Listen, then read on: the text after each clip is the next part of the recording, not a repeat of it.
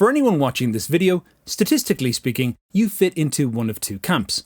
You're either in the 60% who are too young to have experienced what I'm about to describe, otherwise you're part of the 40% and have your own variation of this story, even if you watched it play out from a distance.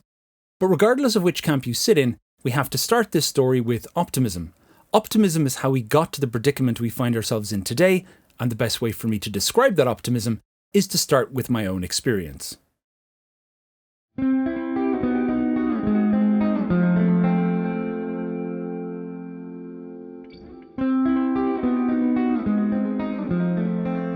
grew up in Limerick, a small city in the southwest of Ireland, and lived there until I was in my mid-20s.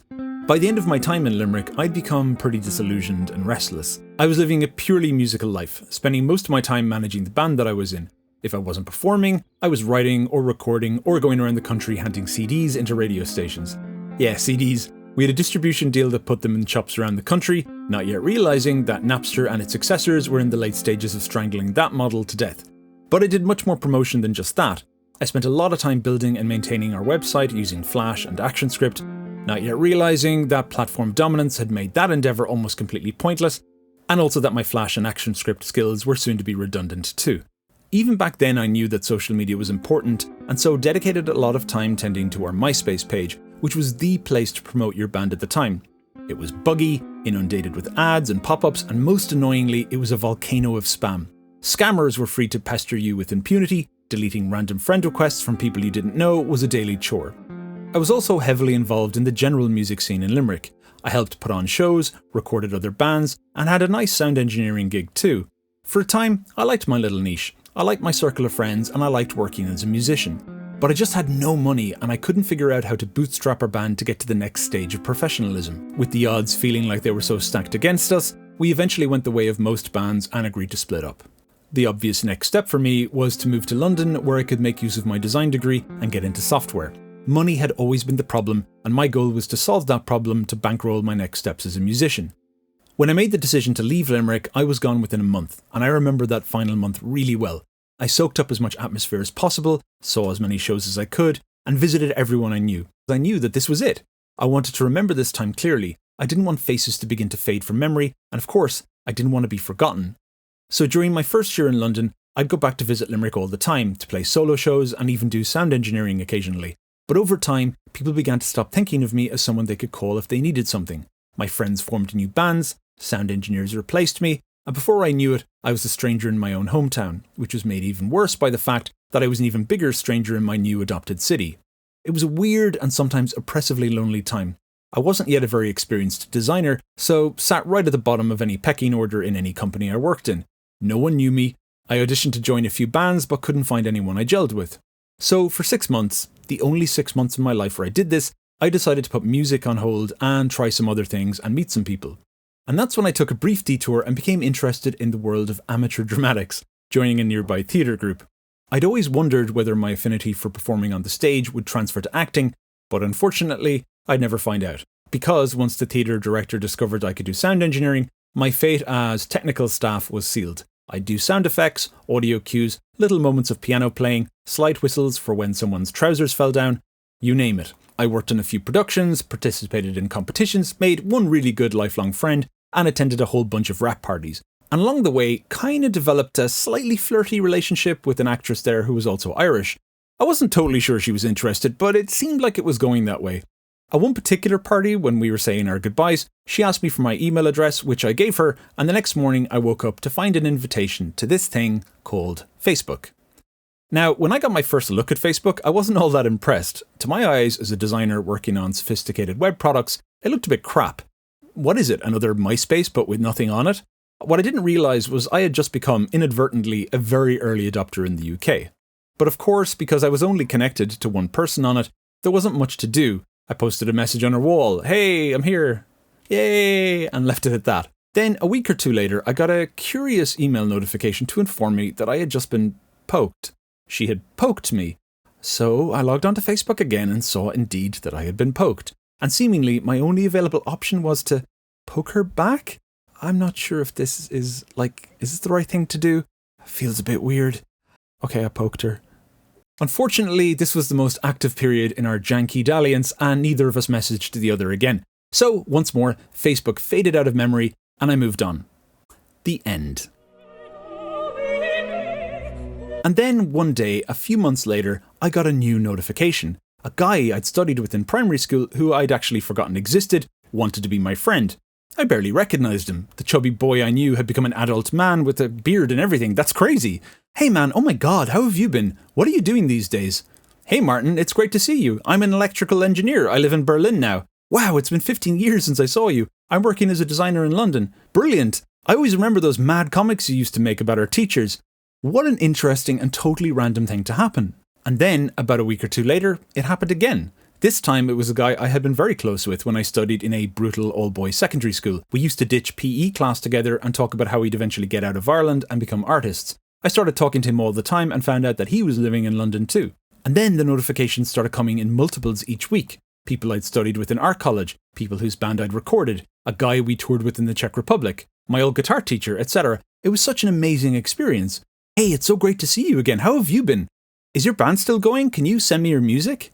What country are you in? What job are you doing? Whatever happened to Tom? Whatever happened to Jill? Oh, Tom and Jill are here. Send them a friend request. And what followed this was what I can only describe as 2 weeks of total insanity. 15 or 20 people per day wanting to be my friend. Everyone I'd ever met who remembered my name. Within the space of 1 month, I went from feeling totally adrift and isolated to suddenly being able to chat with all my friends on a daily basis. Yes, there had long been things like chat rooms and early social media sites like 6degrees.com, Makeout Club, Friendster, Friends Reunited, MySpace or Orkut, but none of these services had come close to what Facebook had achieved. They had the right combination of privacy settings so our conversations weren't exposed for everyone to see. They'd engineered an experience that made us feel safe using our real names. You got almost no spam, and most importantly, the entire service was geared towards fostering communication. When you logged in, your feed would be updated with a chronological list of what your friends had been talking about while you were away. You just scrolled back to see what you had missed. Back then, I'd come across all kinds of fascinating conversations. In particular, since many of my friends had totally different professions to me, it was really instructive to read discussions they'd have with other professionals in the same field. Programmers, civil servants, artists, academics, historians, you name it. I remember during one election in the UK, I really enjoyed frontline dispatches from friends who were involved as either volunteers or advisors. It could sometimes be so much more instructive than your traditional newspaper reporting. Of course, there would be disputes, but they take place between people who knew each other, and you were much more likely to moderate your responses simply because conversations were taking place in front of people you liked and respected. There were a few people I knew who felt the need to constantly post their thoughts in conversations where I'd rather they didn't. It could be annoying, but it wasn't anything earth-shattering. More than anything else, my memory of this period of Facebook is that it was kind of chaotic and freeform. People used it in very different ways. For example, there was a period where people would post long think pieces or blogs that would kick off long discussion threads. I remember once posting an intentionally terrible screenplay of a full episode of Lost. I was always really disappointed by the writing of that show and thought writing my own version would be an amusing way to criticize it. I spent about a week writing it. My intended audience, my network of connections on Facebook.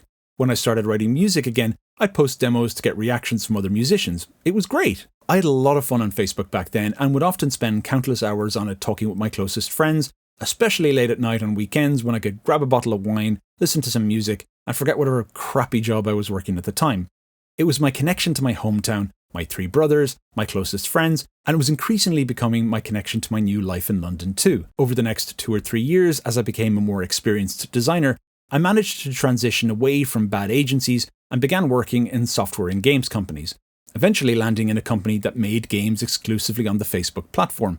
It was now both my social life and my working life, and if that wasn't enough to make it clear how important this site had become to me, the first few conversations I ever had with a girl who would eventually become my wife took place on Facebook. For me, it was a transformative technology. There's just no other way to describe it. The funny thing is, during the earliest years on the platform, I never really paid close attention to what was happening behind the scenes, and it would be years before I'd start following the Facebook story more closely. So, when I decided to make this video, I went back to find out as much about the early days as I could. And this is when I came to fully appreciate, for the first time, the sheer vastness of media coverage that exists about Facebook, which, when you take it all together, tells a fascinating story right up to the present day. The story of Facebook, from beginning to now, is the story of numerous crucial moments of the development of the internet. Rubicons that can't be uncrossed. It's the story of the transformation of our behaviour, and the story of how legal rules built for the era of TV and print are struggling to keep up. And it all starts with an explosion of positivity.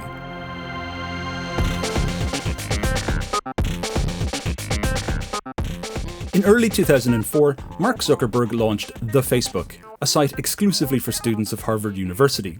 When it proved to be a hit there, other universities emailed the team to ask if the service could also be expanded to include them. A lot of the expansion work was done by the co-founder, Dustin Moskovitz, as described by Mark in a lecture he gave at Harvard a little later. So my roommate Dustin was like, hey, I want to help out, I want to do the expansion, and that's pretty cool, dude, but you don't really know any PHP or anything like that. So that weekend he went home, bought the book Perl for Dummies, came back and was like, all right, I'm ready to go. I was like, dude, the site's written in PHP, not Perl. So he picked up PHP over a few days, and he went to work. Dustin's contribution was nicely captured in a CBS segment about young entrepreneurs. Dustin just launched 100 schools a couple of days ago, so he's passed out. Dude, what's up? Dude, you're on TV. The Facebook's initial purpose was to offer a convenient way for people at the same university to look each other up. You can take a person and look them up, and you can get a picture of how they'd like to portray themselves in addition to, say, the courses that they're taking, sports teams, clubs that they're a part of.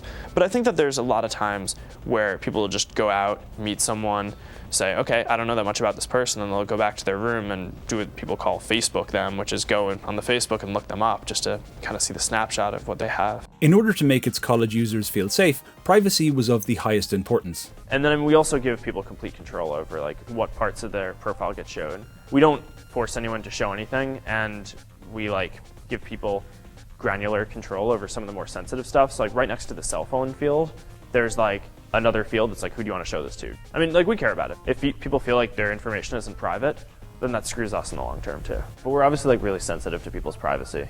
By the way, just as an aside, it's really interesting to see how poorly attended this lecture was. That wouldn't last long.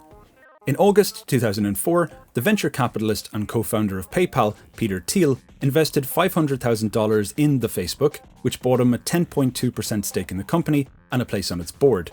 An investment that was vital for the early expansion of the product. Many former employees and advisors would later report that Thiel wielded significant influence over Zuckerberg's thinking, especially during the early days. For example, Thiel is often credited for convincing Mark of the importance of having absolute control over the company. However, in order to achieve this, there was a problem to overcome.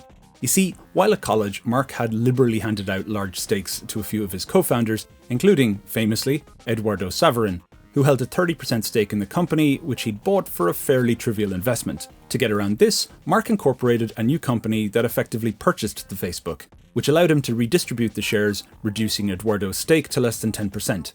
By doing this, Mark consolidated his position as the majority shareholder, with additional mechanisms put in place to ensure that his decisions could not be overridden, a situation that persists right up to today. Then, another feature appeared. There's this feature called poking, where you just go to someone's profile and you could poke the person. And what does that do? Nothing. It sends them a message. It's you've been poked. Who cares? It's I thought about it when I was drunk. Oh, so that's what that was about.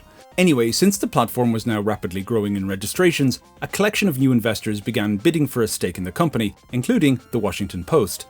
However, the winning investment eventually came from Jim Breyer of Axel Partners, who offered $12.7 million for a 10.7% stake in the company. By June, the team moved operations to Palo Alto, one of the principal cities of Silicon Valley. Around this same time, Facebook expanded to serve high schools too. An important thing to note at this point is Facebook's strict policy that registrants use their real identity. This was enforced by only accepting email addresses issued by colleges or universities. As we'll see later, this policy of non-anonymity is one of the core aspects of their success. One immediate benefit, which I described earlier, was that when you have to use your real identity, it acts as a disincentive to behave badly. Another immediate benefit of this approach was that they didn't need to dedicate too many resources on content moderation. MySpace has almost a third of their staff is monitoring the pictures that get uploaded for pornography. We hardly ever have any pornography uploaded. I think that a lot of the reason is that people use their real names on Facebook. When it came to hiring, they took a pragmatic dual approach. On the one hand, they began poaching high-caliber developers from other companies by offering higher salaries, primarily targeting those who worked in Google, one of the many tactics that would make the two competitors mortal enemies. However, they also diversified their teams by focusing on inexperienced raw talent too. I started the company when I was 19, right? So I can't institutionally believe that experience is that important. You know, we invest in people who we think are just really talented, even if they haven't done that thing before. Technically, one of Facebook's major advantages was how fast it could process information. Other social networks like MySpace and Friendster were suffering from mounting performance problems as more users joined, increasingly struggling to cope with the amount of information being shared and consumed. Facebook's innovation was a system for storing data called the social graph, which was in part responsible for their ability to scale rapidly. It's worth describing the social graph in a basic sense. You as a user are a single node in a network. Other people are also individual nodes too. If you send them a friend request and they accept, a connection is formed that describes the relationship between both of you. And it's the connection description that's crucial here. Say you make a post of some kind. This post becomes a new object in the network. Its connection to you is that you're the publisher. If your friend comments on this post, a new connection is drawn that describes their relationship to it as a commenter. So, as you and your friends engage with and comment on each other's content, more and more nodes and connections are drawn that explain the relationships back and forth. This means that everything around you, all the actions you've taken on anything you've seen, and all the actions taken by anyone else that relates to you, is stored as a massive constellation of crisscrossing connection points. This allowed the data to be decentralized so that information most relevant to you could be loaded quickly, which made Facebook far faster than its competitors, who relied on more traditional databases, which needed to scan through numerous massive tables of data for each user, matching them against other massive tables for each type of social interaction, a process that became more and more inefficient as the platform scaled up. The scaling issue social networks tend to have is that users consume orders of magnitude more data than they create, which means the database storing all this information is under constant bombardment by millions of computers trying to fetch information, which makes it run slower and slower the larger the overall population gets. To make this run efficiently, Facebook initially used the open source solution Memcached, which, like the name suggests, caches versions of the database on multiple different servers distributed all over the world. This way, computers fetch information from memcached servers rather than directly from the database. If the information is missing from the cache, the memcached server fetches it from the database and stores the result. As the years progressed, Facebook would build more sophisticated systems on top of this so that it could keep up with the rapid growth in users. This investment in scalability would prove to be one of the decisive advantages that Facebook had over Friendster and MySpace. Moreover, armed with real identities and a rich database of connections, it was possible for Facebook to make accurate friend recommendations that greatly sped up the process of adoption. Just as all of this was beginning to really lift off, in late 2005, the influential author Tim O'Reilly published a now famous article titled "What is Web 2.0?" In this article, he predicted that the future power holders of the web would be the platforms who harnessed what he called the collective intelligence of the internet. In other words, those who controlled the most data. The race is on to own certain classes of core data: location, identity, calendaring of public events, product identifiers, and namespaces. The winner will be the company that first reaches critical mass via user aggregation and turns that aggregated data into a system service. He may not have known at that exact moment that he was describing Facebook 2 years in the future. In 2005, Facebook released the ability to upload photos and also the ability to tag people in them. If someone tagged you in a photo, it would automatically be linked to your profile, making them immediately accessible to anyone you were friends with, which helped to make the site feel more alive and engaging. They also introduced events around this time too. This feature allowed users to organize social gatherings or other kinds of public events. In the early days, it was used by almost everyone I knew. Gigs, meetups, house parties, you name it. It was a major aspect of how Facebook felt like the center of your social life. Even now, thinking back to how everyone used to use events makes me feel a little nostalgic. Around this time, they changed the name of the site from The Facebook to just Facebook, and bought the Facebook.com domain for $200,000. 2006 was an enormous year. In September, they opened up registrations to the whole world. Now, anyone over the age of 13 who had a valid email address could join. But this new version of Facebook that the public saw was very different, because it included a revolutionary design change, something it's not hyperbolic to say would go on to change the internet and the wider world: the newsfeed. Prior to the newsfeed, Facebook was a static site where, if you wanted to find out what your friends or family were up to, you visited their wall, which lived on their profile page. From there, you'd post messages to them and wait for a response. If you didn't do that, you missed out. To find information, you basically went to one person's profile and then another and then another. It was hugely inefficient. We knew we could do better. To solve this, the newsfeed aggregated posts and activities from all of your friends' profiles and collected them together in one continuous chronological feed. We wanted to deliver 10 million unique newspapers every single day. It was undoubtedly a major success, despite an initial uproar from many of its users who didn't expect such a significant change. They were used to one-on-one discussions, not one-to-everyone discussions, and there were some other unexpected consequences too. Say for example, you just went through a breakup and changed your relationship status to single. Now, due to the newsfeed, that life event would suddenly be broadcast to all your family and friends, as well as many of your partner's family and friends too, bringing what would be, for many, an enormous amount of unwanted attention to a particularly painful episode in your life. We woke up to hundreds of outraged people. Groups had formed in the middle of the night. Groups like, I hate Facebook and Ruchi's the devil. Amidst all that chaos and all that noise, we noticed something unusual. Even though everyone said they hated it, engagement had doubled. There were more page views than there ever were before. Aggregation feeds might not have been a new idea, and there were already somewhat comparable examples on other social media sites such as Flickr.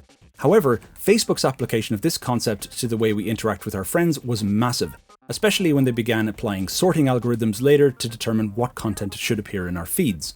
In July 2006, Mark was faced with a crucial decision when the search giant Yahoo offered to buy Facebook for $1 billion.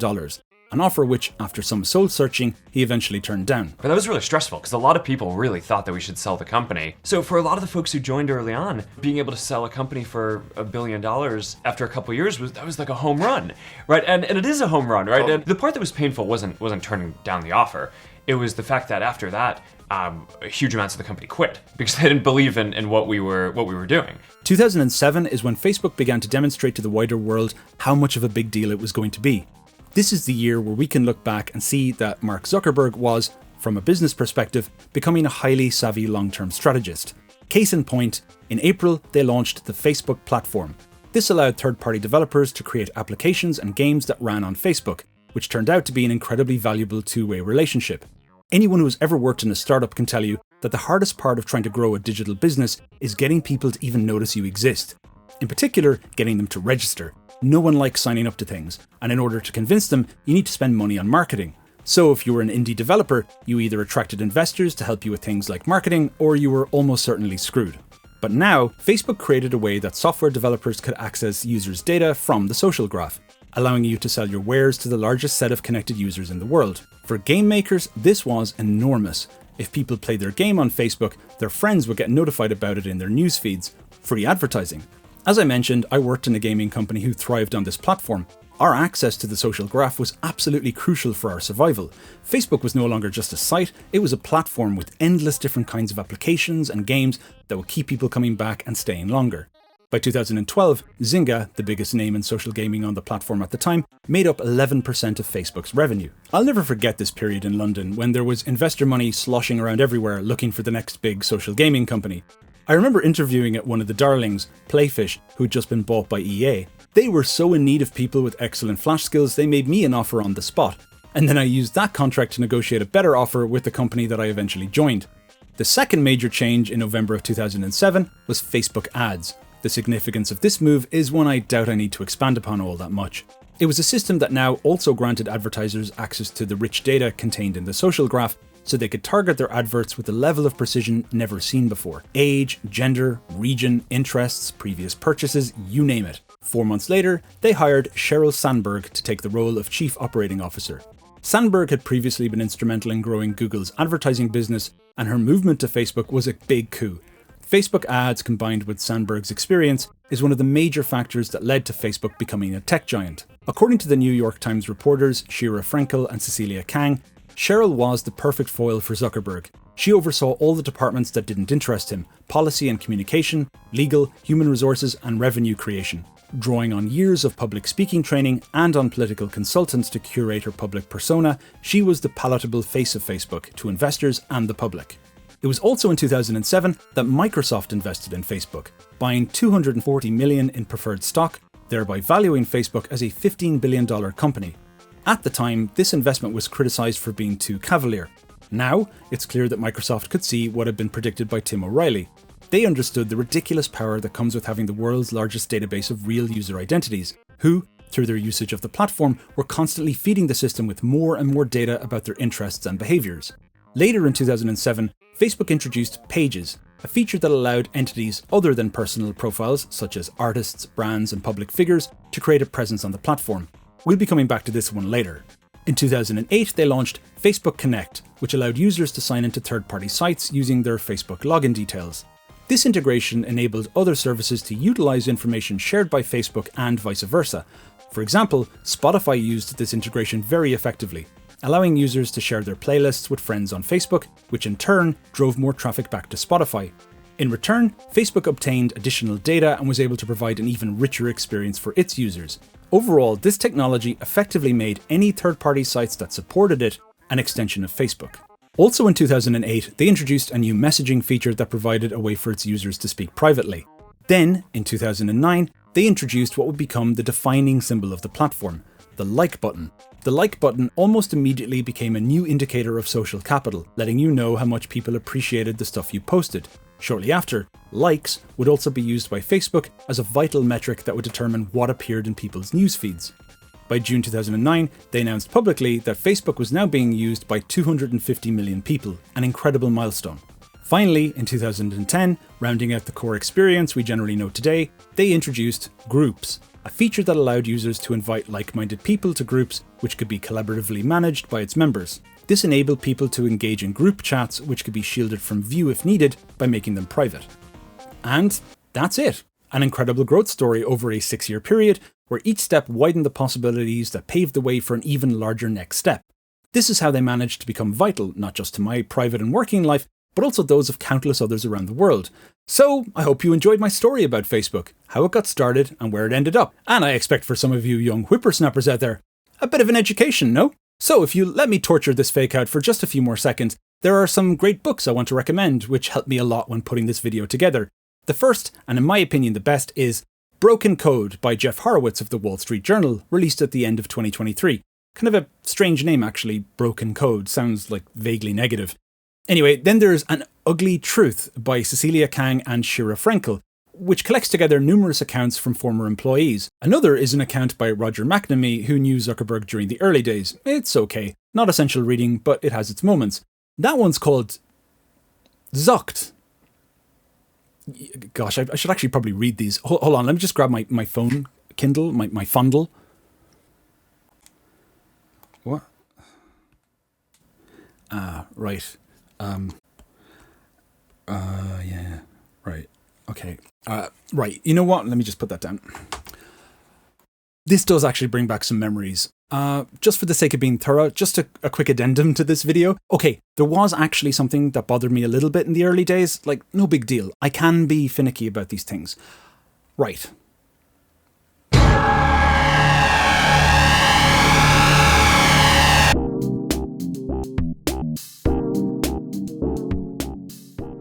Okay, so Facebook was an experience that changed an awful lot during the first few years, and although many of the changes were positive, there were others that gave me pause.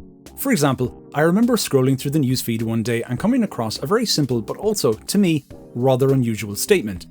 Andy Jones likes Budweiser. That's it, an image of the Budweiser brand with a like associated with my friend Andy. The funny thing was that since I knew Andy really well, I was pretty certain he wasn't much of a Budweiser fan. I mean, you'll struggle to find anyone in the UK or Ireland who is. The other funny thing was that since Andy was a work colleague, he just happened to be sitting across from me at the time, so I called him over. Andy, what do you make of this? And I'll never forget the look of confusion and mild frustration on his face when he read the message. I don't remember his exact explanation for what post he'd seen that he'd liked, but what I do remember was his conclusion. And now they're using me to sell you Budweiser? And he legitimately felt embarrassed by this association, as would I. This was a feature called Social Ads, initially launched in 2007. The idea was simple. Brands could post interactive updates that appeared in the side panel or newsfeed, and if you made a comment or liked the message, that engagement would then be broadcast to your friends' feeds. This was a popular method of advertising because research data showed that people were much more likely to engage with adverts if they took the form of a recommendation from your friends. As you can imagine, this was not a popular move, in large part because the change had not been rolled out with any transparency. Since people were not asked to give their consent to be used as adverts, many became a little less trusting. And bear in mind that this was happening during a time where people were beginning to wake up to a new reality, where their personal information was being used for the purpose of targeted advertising across the internet. to further erode trust, there were numerous privacy blunders, which people were becoming more and more used to, even as early as 2007. One really bad early example was uncovered by the privacy activist and blogger Chris Soghoian. In a nutshell, he discovered that even if your privacy settings were quite tight, so that your personal information could only be seen by friends, it was still possible to learn deeply personal things about you using their advanced search feature. Say for example you searched for your neighbour, John Smith, and limited the search to the town that you live in. Boom! There's John Smith. Then you refine your search, this time including the filter religion Buddhist. Oh, John Smith's name no longer pops up. I wonder why. Okay, let's instead change the religion to Christian.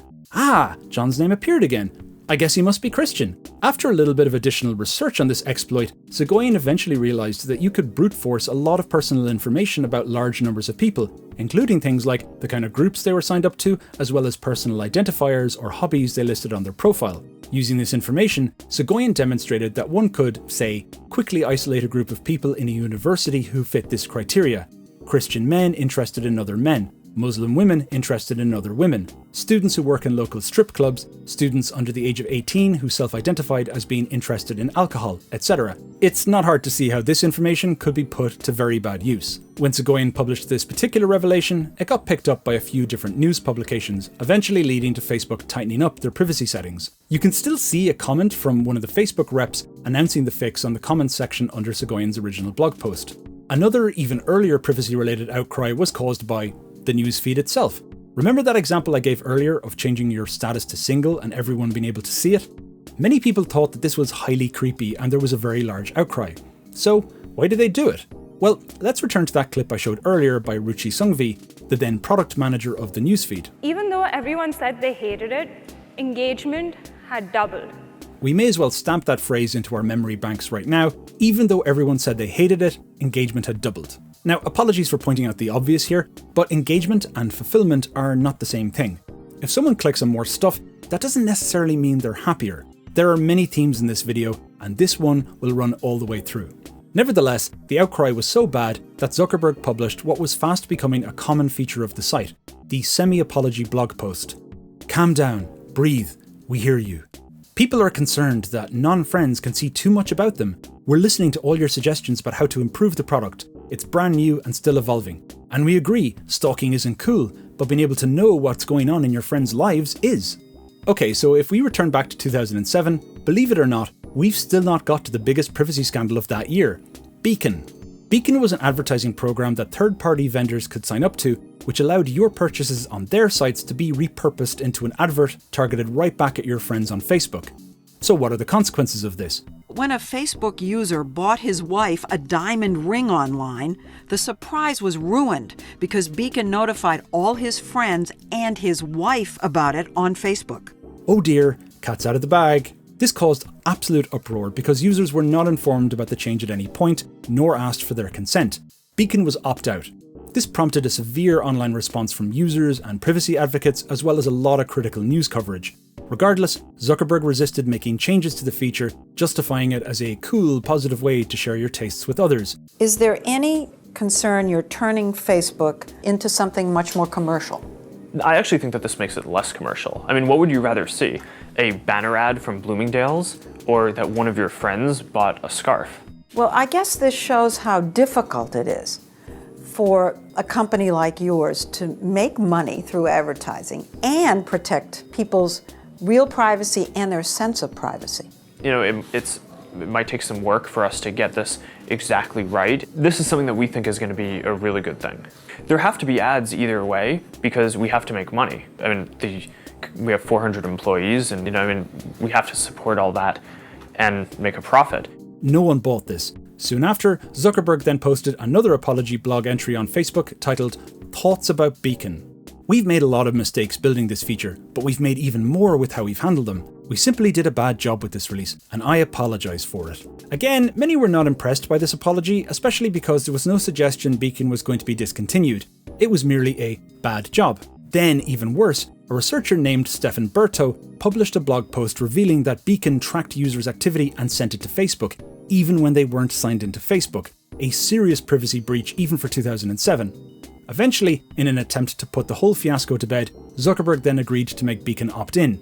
But by then there was already a class action lawsuit filed against them, which they eventually settled for $9.5 million in 2009. And then, to coincide with this payout, Facebook finally agreed to discontinue Beacon entirely. In February 2009, Facebook made changes to their terms of service. These changes appeared to say that Facebook would hold onto users' data even after they deleted their accounts, and that this information could be used for advertising purposes. This change was reported on by a now defunct blog called The Consumerist, and sparked enormous backlash and media attention. The pressure eventually led to Facebook reverting back to their previous terms of service. But regardless, its effect was to broadcast what looked like a presumption of permanent ownership over users' personal data. In a similar vein, another increasingly unpopular feature from a privacy point of view was Find Friends, a service that allowed people to use their address book of email contacts to quickly locate their friends, which was much more convenient than searching for them manually. However, what users didn't realise was that the addresses they were uploading could be stored and used to build what's referred to as a shadow profile for those not yet on the platform. Worse still, this data could potentially be shared with advertisers too. This meant that at the time, Facebook could obtain and benefit from your personal data even if you actively chose not to be on Facebook.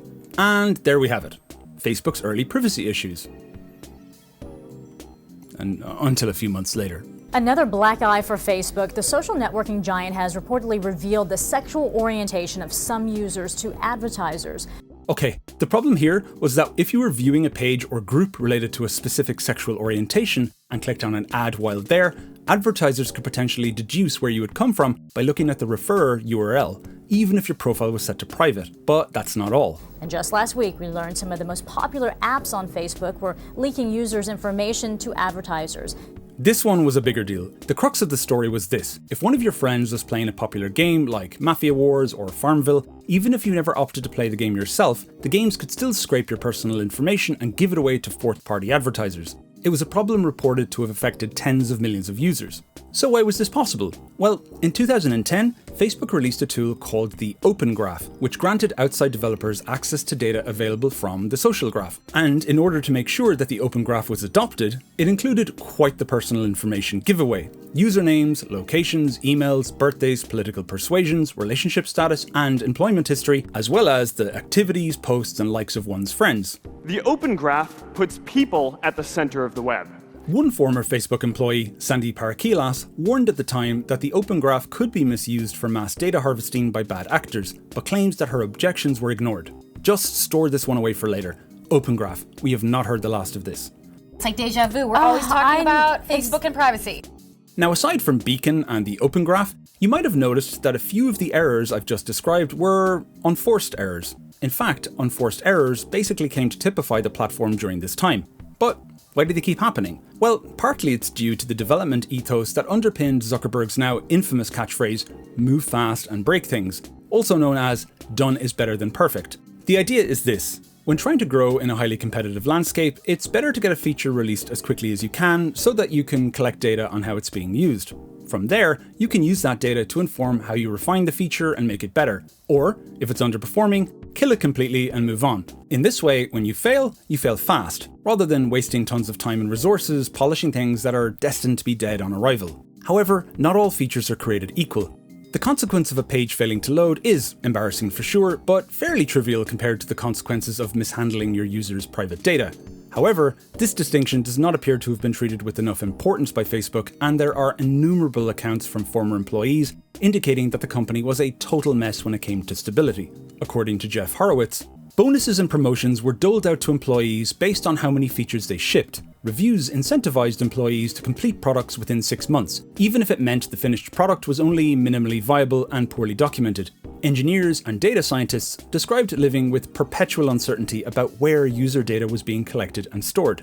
According to Brian Boland, a former vice president in Facebook's advertising and partnerships division, building things is way more fun than making things secure and safe. Until there's a regulatory or press fire, you don't deal with it.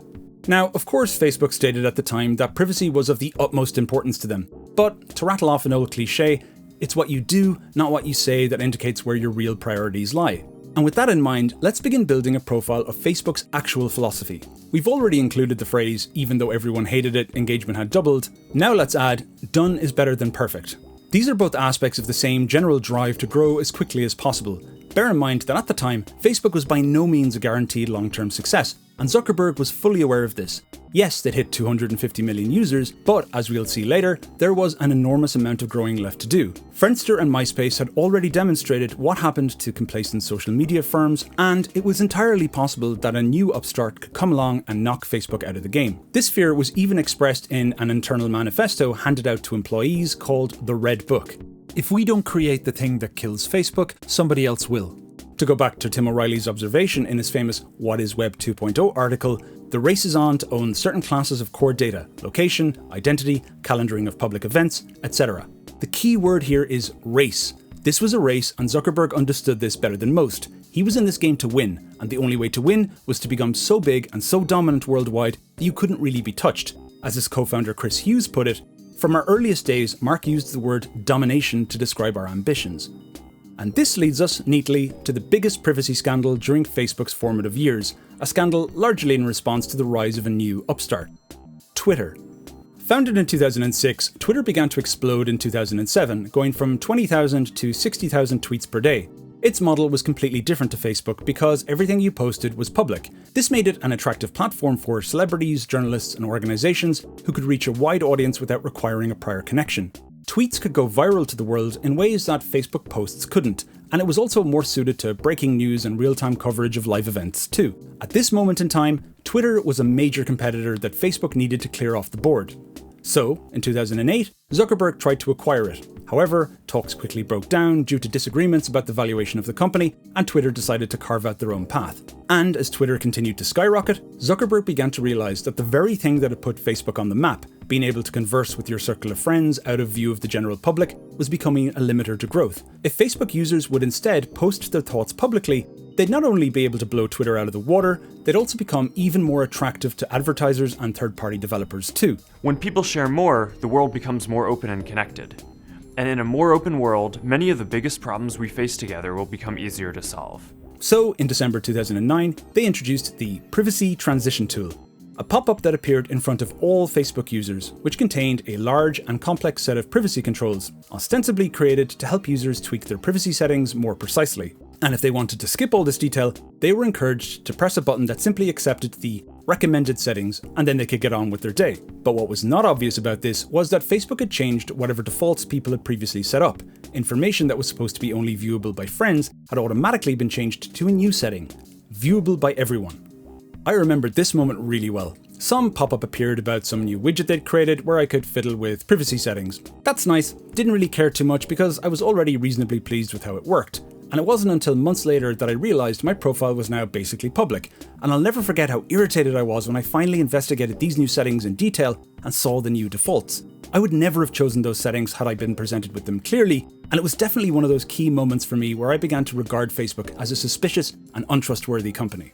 I'd argue that this specific scandal was the one that began seriously altering the general public's impression of Facebook.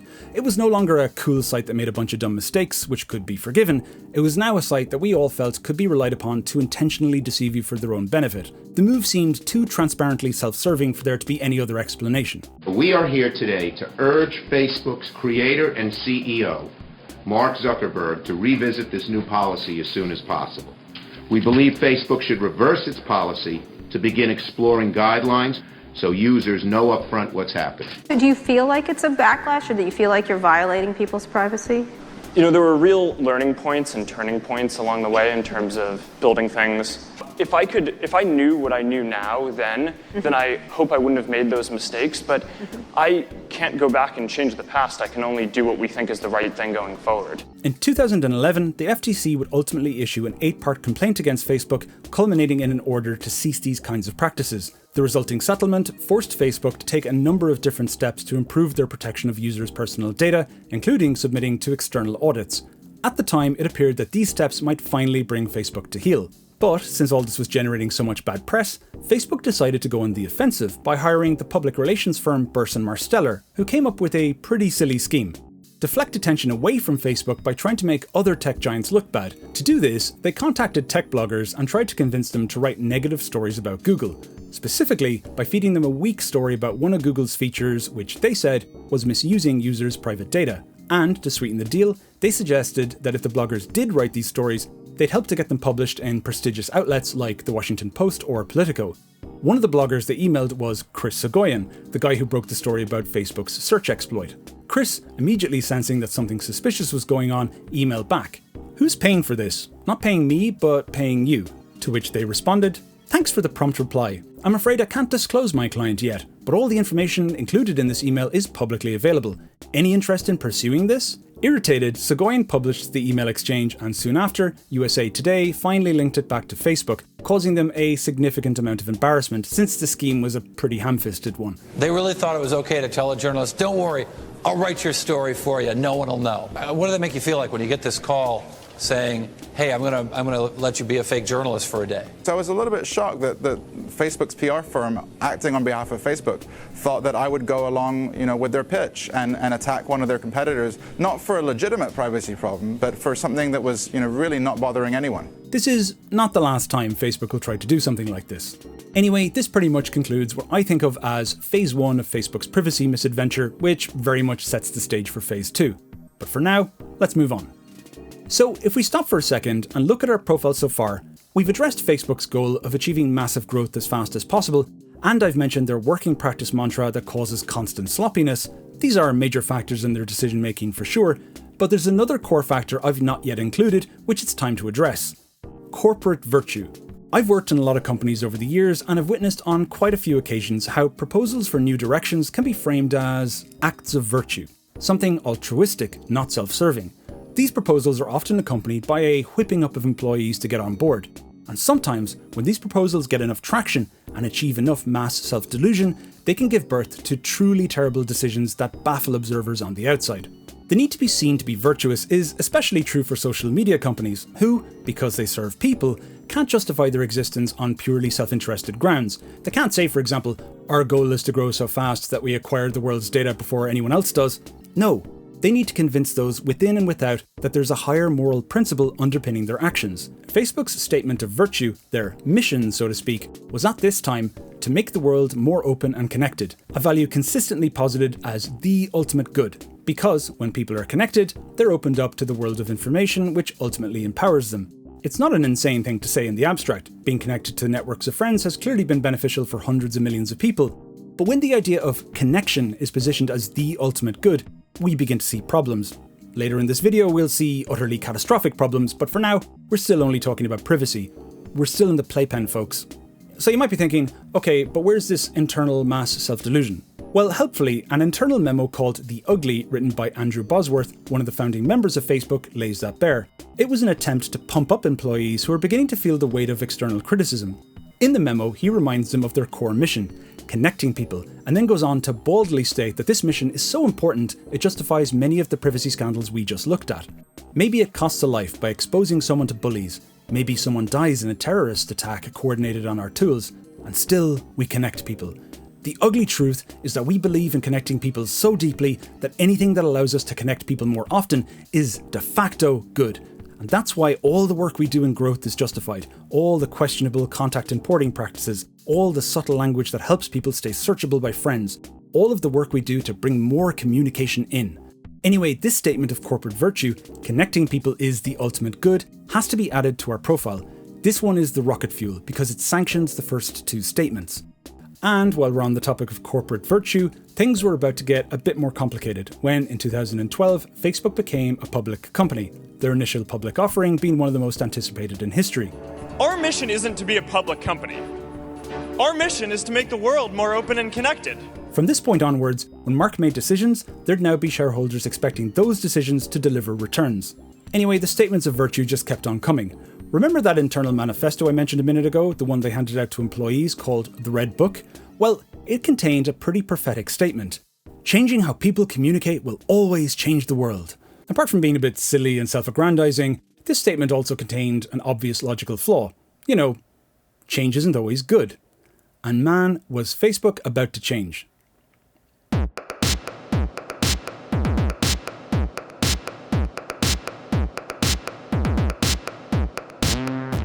Starting around 2011, I began to notice something quite concerning. My closer friends increasingly seemed to be routinely ignoring any of the things I posted, especially when they were think pieces, ideas about larger topics I was interested in that I wanted to get feedback on.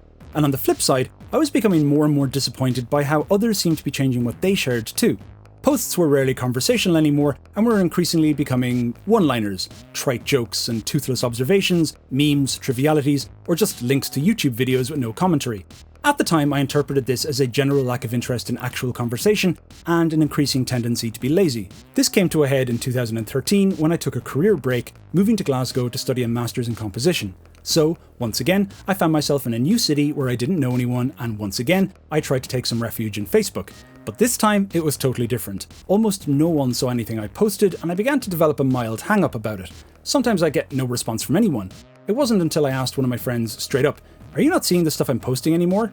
His response? What stuff? Incidentally, while making this video, I looked back over some of my posts after this period, which didn't take long because there are only a handful of them, and noticed an interesting one from 2018. A link to a YouTube video I just released, a comic review of the notation app Sibelius. On YouTube, this was my first experience of a properly viral hit, seen by hundreds of thousands of people within the first week of its release. On Facebook, its total, as of today, is 13 likes and 5 comments, which was high for me. All of the comments bar one are from immediate family members. None of the 100 or so composers or music teachers I'm connected to on Facebook saw it there. All of them saw it on YouTube. I don't know when it happened, but Facebook made a decision at some point that Martin Keary is as boring as hell. Send him right to the back of the queue every time. But here's the thing, I wasn't the only person experiencing this. My assumptions that my friends were getting sick of me were largely wrong, at least I hope so. And my perception that people were becoming lazier, causing them to post dumber stuff, was also off the mark too. So, what was going on?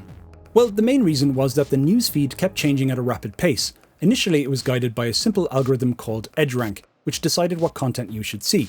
Its purpose was to prioritize posts by the friends it deemed were most likely to be important to you, judged in large part by how much you engaged with them. Over time though, EdgeRank was gradually replaced with more sophisticated machine learning driven algorithms, which started to optimize towards maximizing engagement and the amount of time you spent on the platform. The justification being more time equals more good. The introduction of the like button supercharged this situation. People began to start thinking of their posts in terms of how successful they were, and Facebook now had a powerful metric to help them determine what posts should be boosted. Now, since my posts were only intended for a few people and therefore didn't get much engagement compared to more widely appealing memes and one-liners, this changed my entire feeling about what Facebook was for. It made me feel like I was now kind of in competition for attention. The most successful thing I ever posted on Facebook was a really simple observation about some workspace jargon I noticed people were beginning to use. Those who saw this post started chiming in with examples of workspace jargon they found agonizing, and the post blew up. For days, people commented on it, and it was a nice feeling for as long as it lasted. But what's the lesson here? Think like an editorial team? Think of things to say that will draw people in? That will get clicks? What's the point? I just want to talk to my friends, it's too much work. But there were plenty of people who did get drawn into this competition, and many of them started learning from the algorithm, discovering new techniques that tended to get more engagement.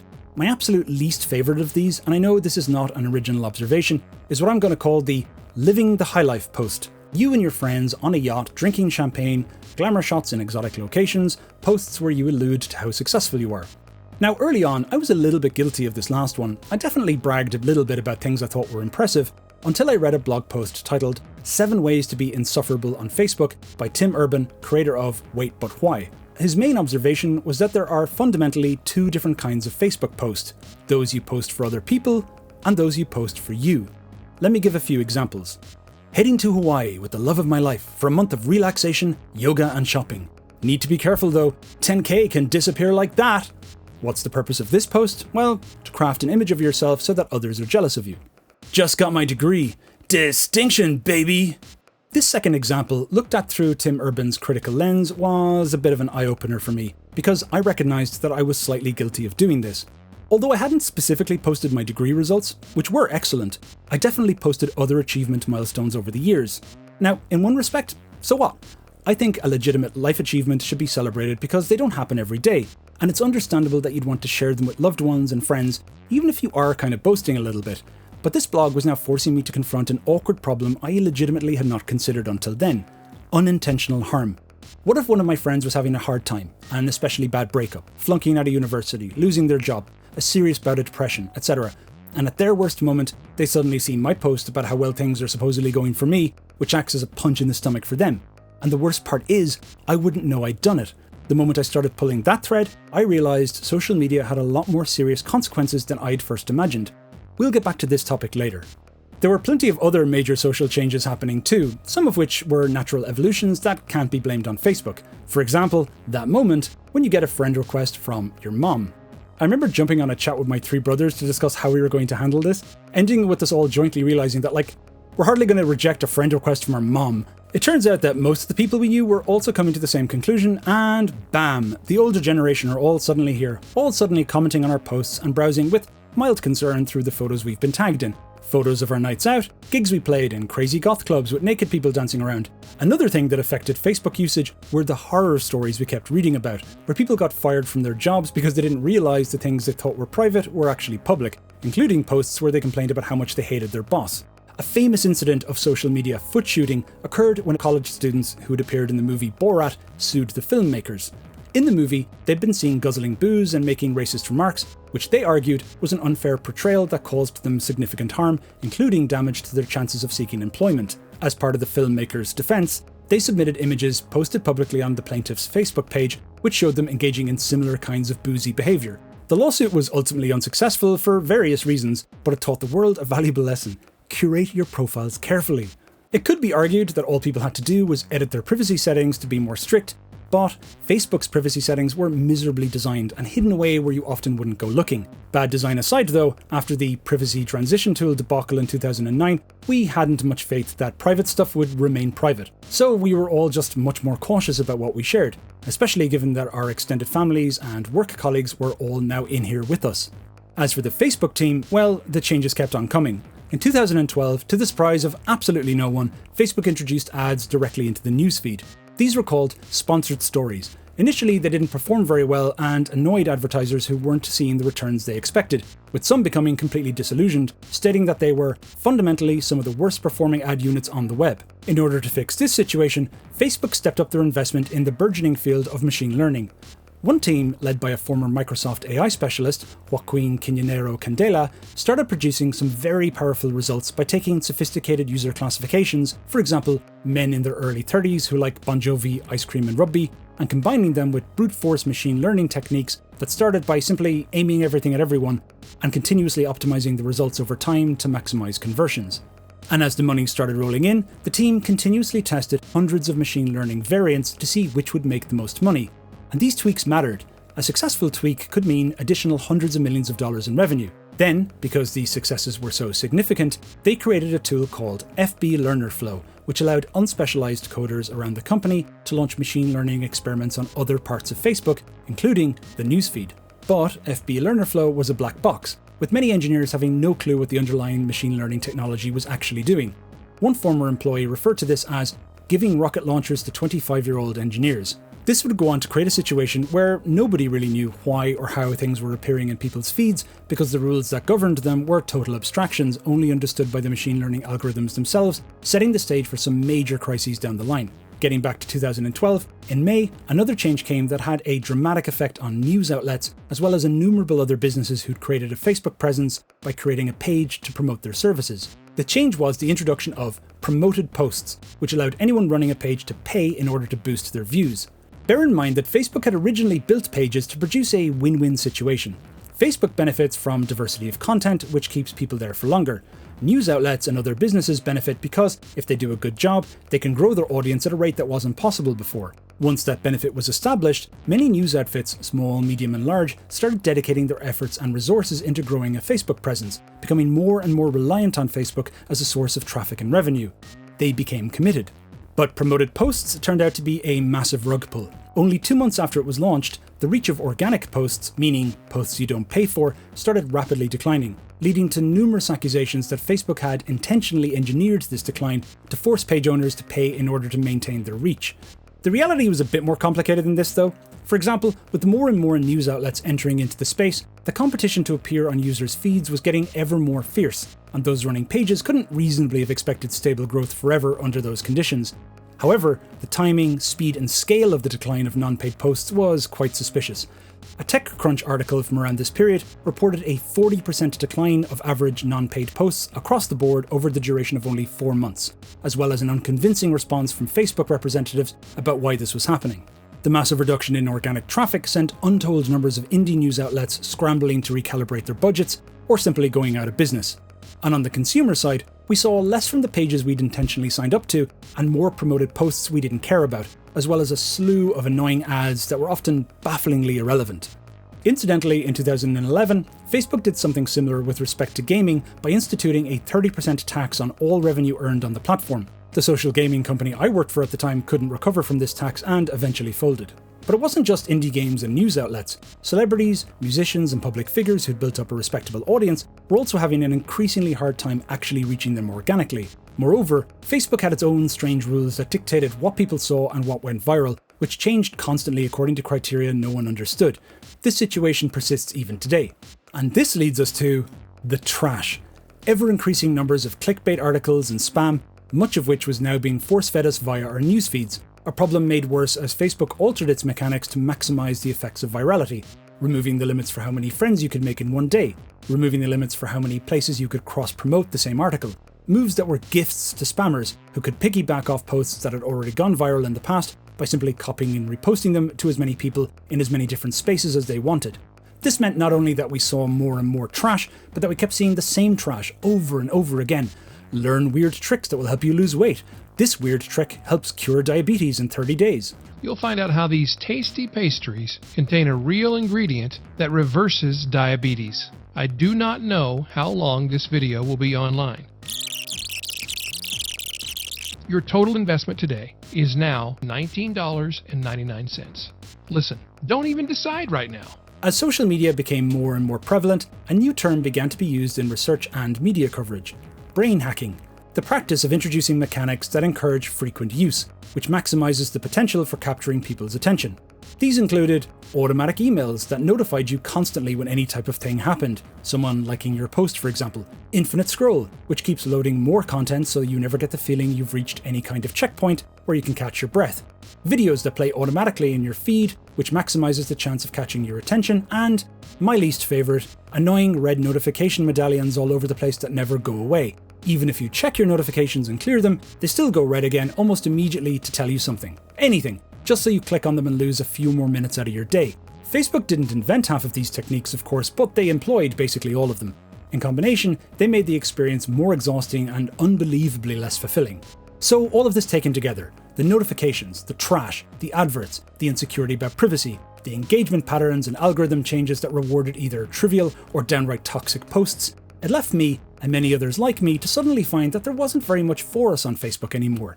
It had distanced me from my friends who didn't see anything I posted and vice versa. My newsfeed was full of random crap. I couldn't express myself honestly because I couldn't quite trust that Facebook wouldn't trick me into making it public. And even when I did want to post something, the new engagement rules that assigned a score to my efforts were pushing me towards inane one-linerism. That moment when I began my masters in Glasgow, with the crazy darkness at 3 PM, not having made any friends yet, doing the long distance relationship thing with my now wife who was still working in London at the time, that's when I decided that Facebook was no longer a good place to be. I preferred to just deal with the darkness and the loneliness on my own without Facebook wearing me down further with its relentless mission to serve me nothing but depressing, irrelevant garbage. And so I became one of the zombie users of Facebook, logging in just to check to see if I had any messages and then leaving real quick. And I wasn't the only one. In 2013, according to an article in The Information, the sharing of original personal posts had declined by 21%, and a year later by a further 16%. It was now much more of a content consumption site which prioritised low quality videos and also news. And just one last thing about change. While I was putting this video together, I decided to look back over my old timeline, starting right at the beginning. And what I found was really weird and a little bit sad too. Conversations that no longer make any sense because the people I had them with have since left the platform. So it's often just my responses. It reads like I'm having a mental breakdown talking to myself. And this led me to a chilling realization. For me, all I have to look forward to is more of this. Facebook is eventually going to become a mortuary, a reminder of all my friends and family who've either left or died, where the evidence of our interactions are then scrubbed away like a Soviet-style rewriting of history. Oh look, another ad. Deceased likes Budweiser. That's not something I want to experience, and rather than leaving it up in zombie form, I've now decided to cross the point of no return and delete my account entirely. That said, it was really 2013 where my story with Facebook ended. If this is where it all ended, the story would be one of a wasted opportunity and a major disappointment. But Facebook would roll on without me, and instead, the story would go from disappointment to outright tragedy.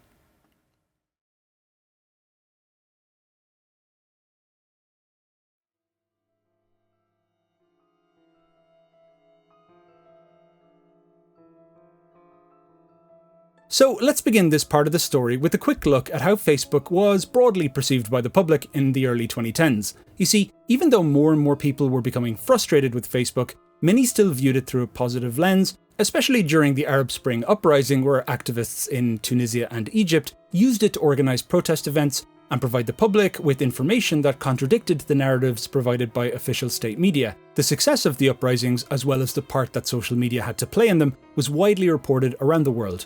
One of the key organisers of the Egyptian protests, Wael Ghonim, praised Facebook for making the uprising possible. You're giving Facebook a lot of credit for this. Yeah, for sure. I want to meet Mark Zuckerberg one day and thank him, actually. The idea that Facebook could help people overcome censorship and produce positive change made an impression on a large number of people. Although Facebook had become something that was viewed with skepticism by civic-minded observers, the Arab Spring was an encouraging sign that convinced some highly talented leaders to overcome their skepticism and join the company, applying their skills to issues around security, privacy, protection of minors, counter-terrorism, and more. In 2010, Zuckerberg was named Time's Person of the Year.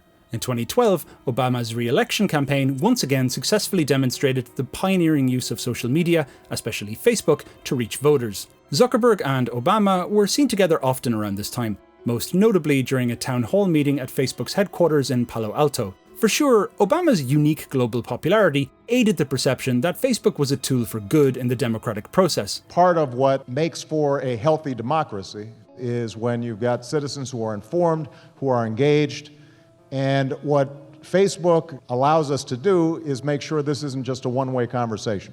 Facebook's headquarters were buzzing with experts and researchers looking to understand whatever they could about how the platform affected society and the ever-changing nature of online behaviour. Much of this was done specifically to spot and avoid risks, and a lot of research was published internally for other employees to read and act upon. Unexpected issues occurred all the time, big and small, and it was the job of various different teams to identify problems and suggest solutions before they got out of hand. The only problem was that within the corporate structure, which was very much tied to improvements in core metrics, many of these civic-minded employees felt that they were second-class citizens compared to the teams tasked with achieving rapid growth. It's much easier to demonstrate that you brought in more users than it is to demonstrate that you prevented something bad from happening. To illustrate, let's return to the issue of trash content, a problem that was continuously growing throughout the early 2010s. If you clicked on a junk science article, you'd be recommended not just more from the same authors, but related pages that also peddled junk science. Facebook was so heavy-handed with these kinds of recommendations that many began to game the system by setting up multiple pages that all peddled the same type of content, which had a multiplier effect, unbeknownst to Facebook, that sent overall views for trash peddlers into the stratosphere. This was exacerbated by the blatant plagiarism I mentioned earlier. If you'd no scruples, you could simply find a page with a large following and start copying and pasting its most viral content on your page, as well as viral content from Twitter, YouTube, or Reddit. Viral content always has high potential to go viral again and again, so with Facebook failing to adequately enforce rules against plagiarism, while simultaneously supercharging anything that went viral, you had the perfect environment for trash. Easy, high rewards, no punishment. One of the best examples of this were the infamous troll farms run in large part by teenagers in Macedonia. Through trial and error, these teenagers had managed to figure out how to game Facebook's engagement metrics and were making ad money hand over fist by simply reposting whatever viral trash they could lay their hands on. They'd amassed an enormous number of pages with high followings, contributing to a situation where the top 10 pages for popular subjects were often led by troll farm creators rather than legitimate ones. Troll farms overwhelmingly dominated the top 20 most popular Christian pages, including the most popular page of all, Be Happy, Enjoy Life. They also dominated the top 20 pages aimed at African Americans, including the top page, My Baby Daddy Ain't Sh**. According to a report by the data scientist Jeff Allen, our platform has given the largest voice in the Christian American community to a handful of bad actors who, based on their media production practices, have never been to church. Our platform has given the largest voice in the African American community to a handful of bad actors who, based on their media production practices, have never had an interaction with an African American. Adding more fuel to the fire, Facebook made additional tweaks to their algorithm, giving more weight to comments and emojis like the angry face. This meant that if you saw content that made you really angry and you decided to comment on it, getting into a little argument along the way, you were more likely to see content from that same source again. And since Facebook didn't pay enough attention to what was actually taking place on their platform, users' anger appeared to them to be simply an improvement in engagement, an abstraction on an engineer's analytics dashboard.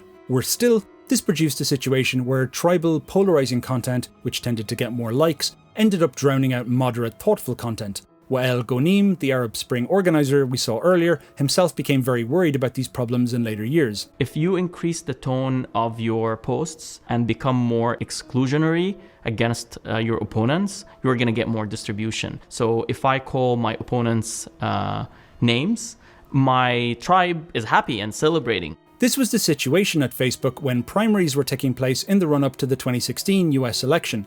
More and more content about either Trump, Bernie Sanders or Hillary Clinton started to go viral. And since trash content tended to make people argue more, highly partisan content, disinformation or rage bait tended to get more engagement, which in turn made it more likely to go viral and therefore more likely to be recycled by nihilistic Macedonian teenagers half a world away. One story had Hillary Clinton dying mid-campaign and being replaced with a doppelganger.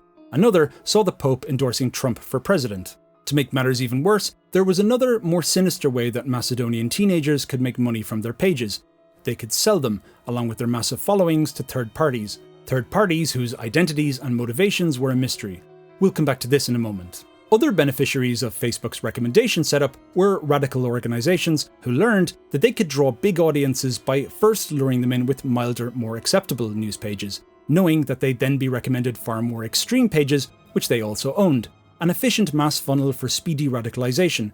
This technique was exploited successfully by all kinds of extremist organizations, including pre-COVID anti-vaxxer groups and ISIS. Highly populist politicians like Narendra Modi in India and Duterte in the Philippines had also found this new variant of Facebook to be an excellent platform for amplifying hateful rhetoric in the lead up to their elections. It later became clear that misinformation campaigns had been run successfully in elections in Turkey and Indonesia too. Recommendations aside though, Facebook's targeted advertising capabilities also became more prevalent in political campaigns. In 2013, a company called Aggregate IQ was set up to help political campaigns understand and target specific voter segments more effectively through voter behavior analysis, demographic studies, and predictive modeling. By integrating this data with Facebook's advertising systems, they claimed to be able to aim political messages at highly specific target audiences much more effectively than had been previously possible. From 2015 to 2016, during the Brexit referendum in Britain, Aggregate IQ began working with 4 different Vote Leave campaigns, with the official campaign dedicating 40% of its budget to them. The Leave campaign's most successful ads spread incorrect assertions about the cost of EU membership, as well as misleading statements about immigration and national sovereignty. When Britain ultimately voted to leave the EU, Aggregate IQ took as much credit as they could. On their website, they proudly posted a quote from the Leave campaign's chief strategist, Dominic Cummings. Without a doubt, the Vote Leave campaign owes a great deal of its success to the work of Aggregate IQ. We couldn't have done it without them. Anyway, we've finally come to that point in the video I know you've all been waiting for, where we discuss the 2016 US election, which produced arguably the most famous of Facebook's black eyes. Things are momentarily going to get a bit complicated here because there were actually 4 different controversial factors at play, which are all related, but also distinctly different. In many ways, this is the moment when all of Facebook's chickens came home to roost. The first factor is that Facebook had been developing advertising services to sell to political campaigns, which included dedicated assistance from Facebook employees, an obvious move given the amount of money invested in advertising during election years. These services were offered to both the Clinton and Trump campaigns, but whereas the Clinton campaign largely turned down the offer, the Trump campaign took full advantage of it. The second factor was Facebook's evolving attitude towards news. You see, in the years leading up to the election, Zuckerberg had been increasingly insisting that they were a completely neutral platform. This was largely in response to accusations from conservative politicians and news outlets that Facebook had a left-leaning bias. Zuckerberg's chumminess with Obama, as well as Sandberg's involvement with the Clinton campaign, only helped to fuel these accusations. With Trump ramping up anger about media bias throughout 2015 and 2016, this pressure became more pronounced. But then, in May 2016, a scandal appeared out of nowhere in the form of a Gizmodo article titled, "Former Facebook Workers, We Routinely Suppressed Conservative News." In the article, an anonymous Facebook employee described his frustrations working on a content curation team who he said regularly removed news about conservative politicians from Facebook's trending topics section. Given that the 2016 election was only 6 months away, this story generated a massive outcry of conservative anger towards Facebook. In response, the trending topics team were let go, and Zuckerberg cracked down on all kinds of content curation. Then, much to the disappointment of many Facebook employees, influential conservatives including Glenn Beck and Tucker Carlson were invited to meet Zuckerberg at Facebook's campus so he could assure them of their neutrality. After this, the whole company was put on notice. From now on, automated trending content was king. This leads us to the third factor, which I've already mentioned, the algorithm changes fueling the spread of polarizing content, which, in combination with now completely unmoderated news, meant that Americans were far more likely to see content that was trashy, unsubstantiated, crass, or simply just untrue. Hillary Clinton had a secret child out of wedlock. Hillary Clinton coordinated a domestic terror attack on the US, etc. And of course, this content would then be copied and pasted by troll farms, including our pals, the Macedonian teenagers, which gave the most polarizing content second, third, fourth, and fifth lives. It wasn't all just alt-right fake news either. Some fake news aimed to bolster Hillary's chances. All in all, in the 3 months leading up to the election, fake news articles favouring Trump were shared 30 million times on Facebook, whereas those favouring Clinton were shared 8 million times. The number of people who saw these shared posts were in the multiple hundreds of millions. Later, it was reported that over half of American adults who saw fake news said they believed the stories at the time. Groups also played a big part in spreading misinformation too.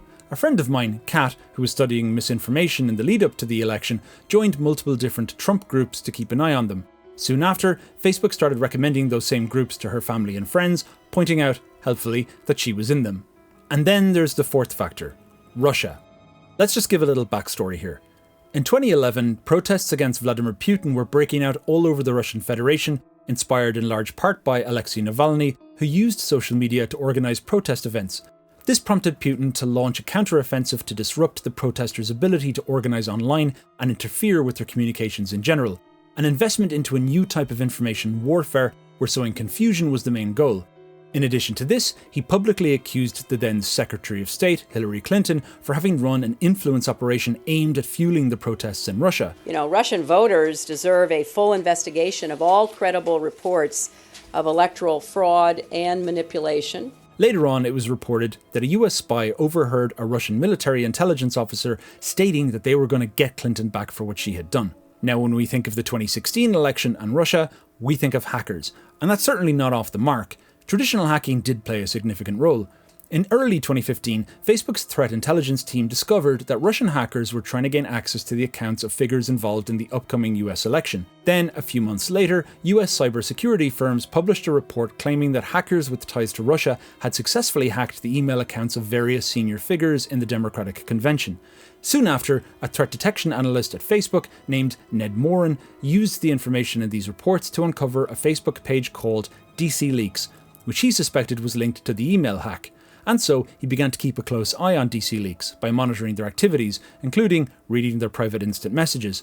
From this, he discovered that the hackers were contacting US journalists on Facebook and leaking emails directly to them in order to embarrass the Clinton campaign. At this point, Trump would then issue one of the more astonishing statements of the campaign. It shows how little respect they have for our country when they would hack into a major party. But it would be interesting to see. I will tell you this. Russia, if you're listening, I hope you're able to find the 30,000 emails that are missing. I think you will probably be rewarded mightily by our press. Once Moran had confirmed his findings, he then sent reports about the problem up the chain of command, intended to eventually arrive at the desk of one of the then leaders of the company, Elliot Schrage, the VP of Global Communications and Public Policy.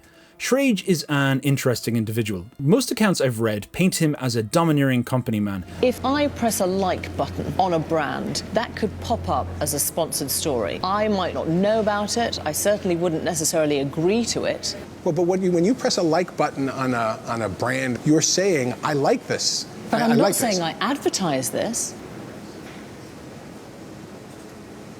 You're asking a profound question. What's advertising? On the Facebook system, I'm affirmatively communicating that I'm associating myself with whatever I'm liking. Schrage will pop up a few more times in this video. However, for now, it will suffice to say that the Russian hacking report intended for him did not appear to reach either Zuckerberg or Sandberg. It has been suggested numerous times that Zuckerberg's strong resistance to curating political content acted as a disincentive for top leaders to bring this kind of information to him. Now, just in case you didn't know, I should probably mention that Trump went on to win that particular election.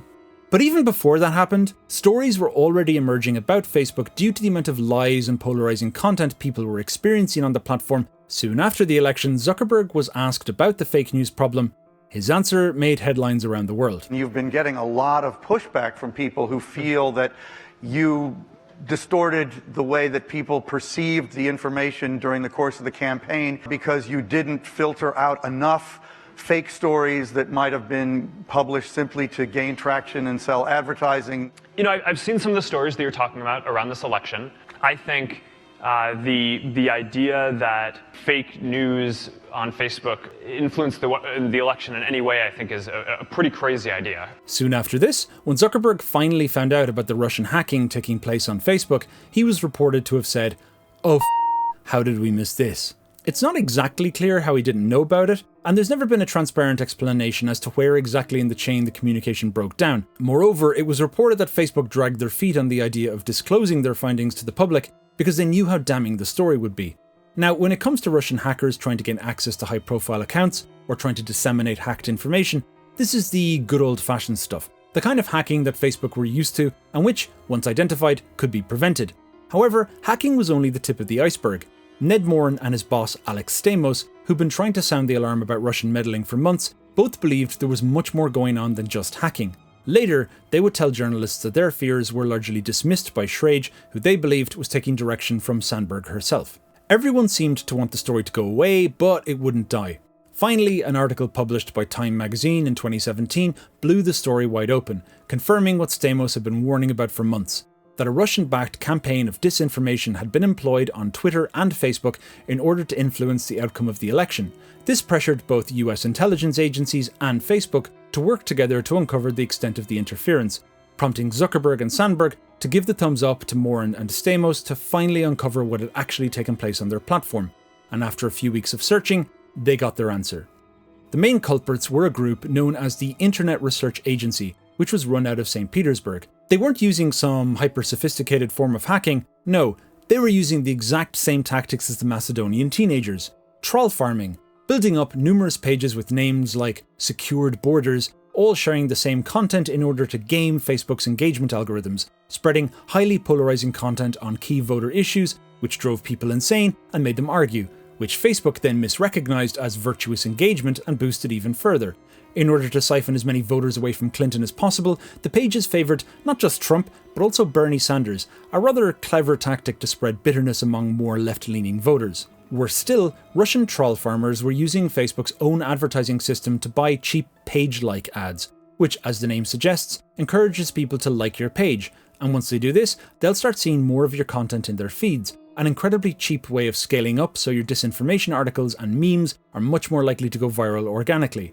And to cap it all off, when anything the Russian troll farmers posted went viral, you could be sure that other troll farmers would plagiarize it for ad revenue, including our dear old friends, the Macedonian teenagers. When this report was delivered to Facebook's leadership, as well as US intelligence agencies, they were appalled. It turned out the Internet Research Agency owned 120 different pages and had posted 80,000 pieces of content, reaching in total 126 million Americans. The exact degree to which the Russian disinformation campaign contributed to Trump's election is unknown, but when this report was released to the public, it set off an unholy firestorm of bad PR for the company. It also prompted a reasonably new question in the minds of many people, a question that has dogged the company ever since. Is Facebook a net bad for the world? Hearings on social media manipulation began in autumn 2017, which was attended by representatives from Twitter, YouTube and Facebook. Separately, Sheryl Sandberg visited Washington to discuss steps Facebook could take to prevent such incidents in the future. Then, prepare yourselves for déjà vu here, Elliot Schrage directed a PR company called Definers Public Affairs to help navigate all the bad press, who in turn began publishing news articles to try and spread the blame, in particular towards Google again. They also looked for ways to discredit George Soros when he became critical of Facebook too. Just keep that in your head a moment longer. As for Ned Morin and his boss Alex Stamos, they were dispirited throughout this entire ordeal. They tried to raise the alarm but had largely been ignored. However, they did have at least one moment of light. They discovered that a coordinated Russian attack was taking place to disrupt France's upcoming election, but this time they were able to tip off the French authorities in advance. This meant that when the hackers suddenly released 20,000 emails from the Emmanuel Macron campaign just 2 days before the election, security officials were able to immediately inform the public where the hacks had come from, which led to news outlets advising voters not to believe what they read. This was an example of where Facebook could do good as long as executives like Schrage, Zuckerberg and Sandberg allowed them to. But then, in 2018, just when we thought this issue was beginning to wind down, unbelievably, almost inconceivably, it actually managed to get worse. That's right, there's actually a fifth factor. Let's wind back for a second to understand how it happened. Remember earlier I described numerous scandals related to the Open Graph and how it granted third-party developers far too much access to users' personal data? Well, in 2014, an academic named Alexander Kogan accessed the Open Graph to plug into an app he had developed called This Is Your Digital Life. The app was presented as a personality quiz and it collected personal data from users who installed it. Almost 300,000 Facebook users participated in this quiz, from which Kogan was able to extract not just their data, but also that of their friends, ballooning the overall dataset to almost 90 million people. Kogan shared this dataset with a company called Cambridge Analytica, whose trade was to create what they called psychographic profiles of voters in order to target them with personalized political messages. Then we add a unique extra layer of data about personality, decision-making, and motivation. This creates an unparalleled, rich, and detailed view of voters and the issues they care about. We call this behavioral micro-targeting. Our techniques are working across the globe, from local elections to the US 2016 presidential race. Cambridge Analytica's then Vice President, Steve Bannon, eventually left his position to become the chief executive of Trump's 2016 election campaign. He then hired Cambridge Analytica to come work for the campaign and produce targeted advertising. When the New York Times and Observer in London broke the story that Facebook had allowed users' private data to be stolen and that this data was then utilised by the Trump campaign for political advertising, the world's media went into a frenzy. And it wasn't long before politicians were insisting that Zuckerberg himself testify before Congress about this. In the UK, the scandal had an interesting counterpart when it was reported that Cambridge Analytica had extremely close ties to Aggregate IQ, who, as I mentioned earlier, had been utilised by the Leave campaigns for their targeted advertising. According to the former Cambridge Analytica employees Brittany Kaiser and Christopher Wiley, the connection between the two companies was so close that Cambridge Analytica considered Aggregate IQ to be one of their departments, and that they shared the same tactics and technology. This kicked off a separate firestorm in the UK about the use of stolen data to influence the Brexit referendum. For Sheryl Sandberg, this was especially devastating because, as the person ultimately in charge of public relations, it was the second time she'd failed to head off a major scandal in the space of a year. And, we know we need to earn back trust. However, this seems slightly unfair. Sheryl's more notable failure was how she and Elliot Schrage failed to notice the Russian hacking and disinformation campaign despite Facebook employees trying to tell them about it. The Cambridge Analytica scandal, however, was a direct cause of the Open Graph, which was very much Mark's baby. Elliot Schrage would then go on to do something even more stupid. When Sheryl went to testify during congressional hearings, the public relations firm he had hired, Definers, started digging up dirt on the senators questioning Sandberg, spreading the information they'd obtained to reporters in an attempt to portray the hearings as politically motivated and not based on genuine public concern. When this story broke, it further destroyed Facebook's credibility, spelling the end for Elliot Schrage, who had by now demonstrated such consistently bad judgment that he felt obliged to offer his resignation. This also damaged Sandberg's reputation, which she would never fully recover from. The Cambridge Analytica scandal produced unprecedented public ire towards Facebook. The Delete Facebook hashtag began trending on Twitter, with high-profile celebrities like Cher announcing that they deleted their accounts, with many others following suit. Amidst all of this, Facebook stock also plummeted by 10%. And this takes us to the big moment where Zuckerberg finally testified before Congress for the first time. In order to prepare for this, Zuckerberg held mock hearings with a team of litigators who trained him on his responses and prepared him to deal with tactics such as grandstanding, aggression, and left-field questions intended to throw him off his talking points. They also took other precautions. For example, since Mark had a history of sweating during interviews, his staff insisted that the AC be turned down low during hearings. When the day finally arrived, Mark's testimony was calm and assured. However, most privacy advocates felt that the questions addressed to him were weak. Worse still, some lawmakers displayed a notable lack of technical literacy. So how many data categories do you store, does Facebook store, on the categories that you collect? Senator, can you clarify what you mean by data categories? Well, there's some past reports that have been out there that indicate that Facebook collects about 96 data categories. So how many does Facebook store out of that? Do you store any? Senator, I'm not actually sure what that is referring to. Could somebody call you up and say, I want to see John Kennedy's file? Absolutely not. Could you, if not, Could you, not would you do it, could you do it? In theory. Do you have the right to put my data, a name on my data, and share it with somebody? I do not believe we have the right to do that. If I'm emailing within WhatsApp, does that ever inform your advertisers? No, we don't see any of the content in WhatsApp. It's fully encrypted. Right, but is there some algorithm that spits out some information to your ad platform, and then let's say I'm emailing about Black Panther within WhatsApp. Do I get a Black Panther banner ad? You said back then that Facebook would always be free. Is that still your objective? Yes. Well, if so, how do you sustain a business model in which users don't pay for your service? Senator, we run ads. I see. Consequently, this shifted the media's focus away from Facebook's wrongdoing and instead on how clueless the senators appeared to be. Congress wanted to teach them a thing or two, but it turns out they didn't know a thing or one. As a result of Zuckerberg's performance, Facebook's stock recovered significantly, increasing his net worth by around $3 billion in just 24 hours. However, the PR damage still remains to this day, with the name Cambridge Analytica serving as a byword for Facebook's cavalier attitude to users' data.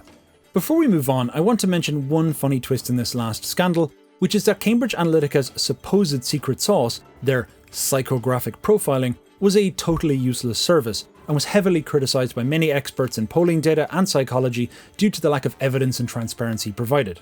Even Alexander Kogan, the researcher who had shared the data with Cambridge Analytica in the first place, knew the approach didn't work. According to him, their profiling data was only right 1% of the time. Worse still, by the time the 2016 election rolled around, the stolen data they'd acquired was already 2 years old and nowhere near as detailed as the real-time treasure trove Facebook themselves had access to. And given that Facebook already offered highly calibrated targeted advertising to politicians, the irony here is that Trump's campaign would have been far better off ditching Cambridge Analytica entirely and simply doubling down on the much more powerful targeted advertising they were already using Facebook to produce. Had they done that, they would have wasted a lot less money, Facebook would have been spared the scandal to end all scandals, and users' personal data would have been even more effectively utilised to sway the election.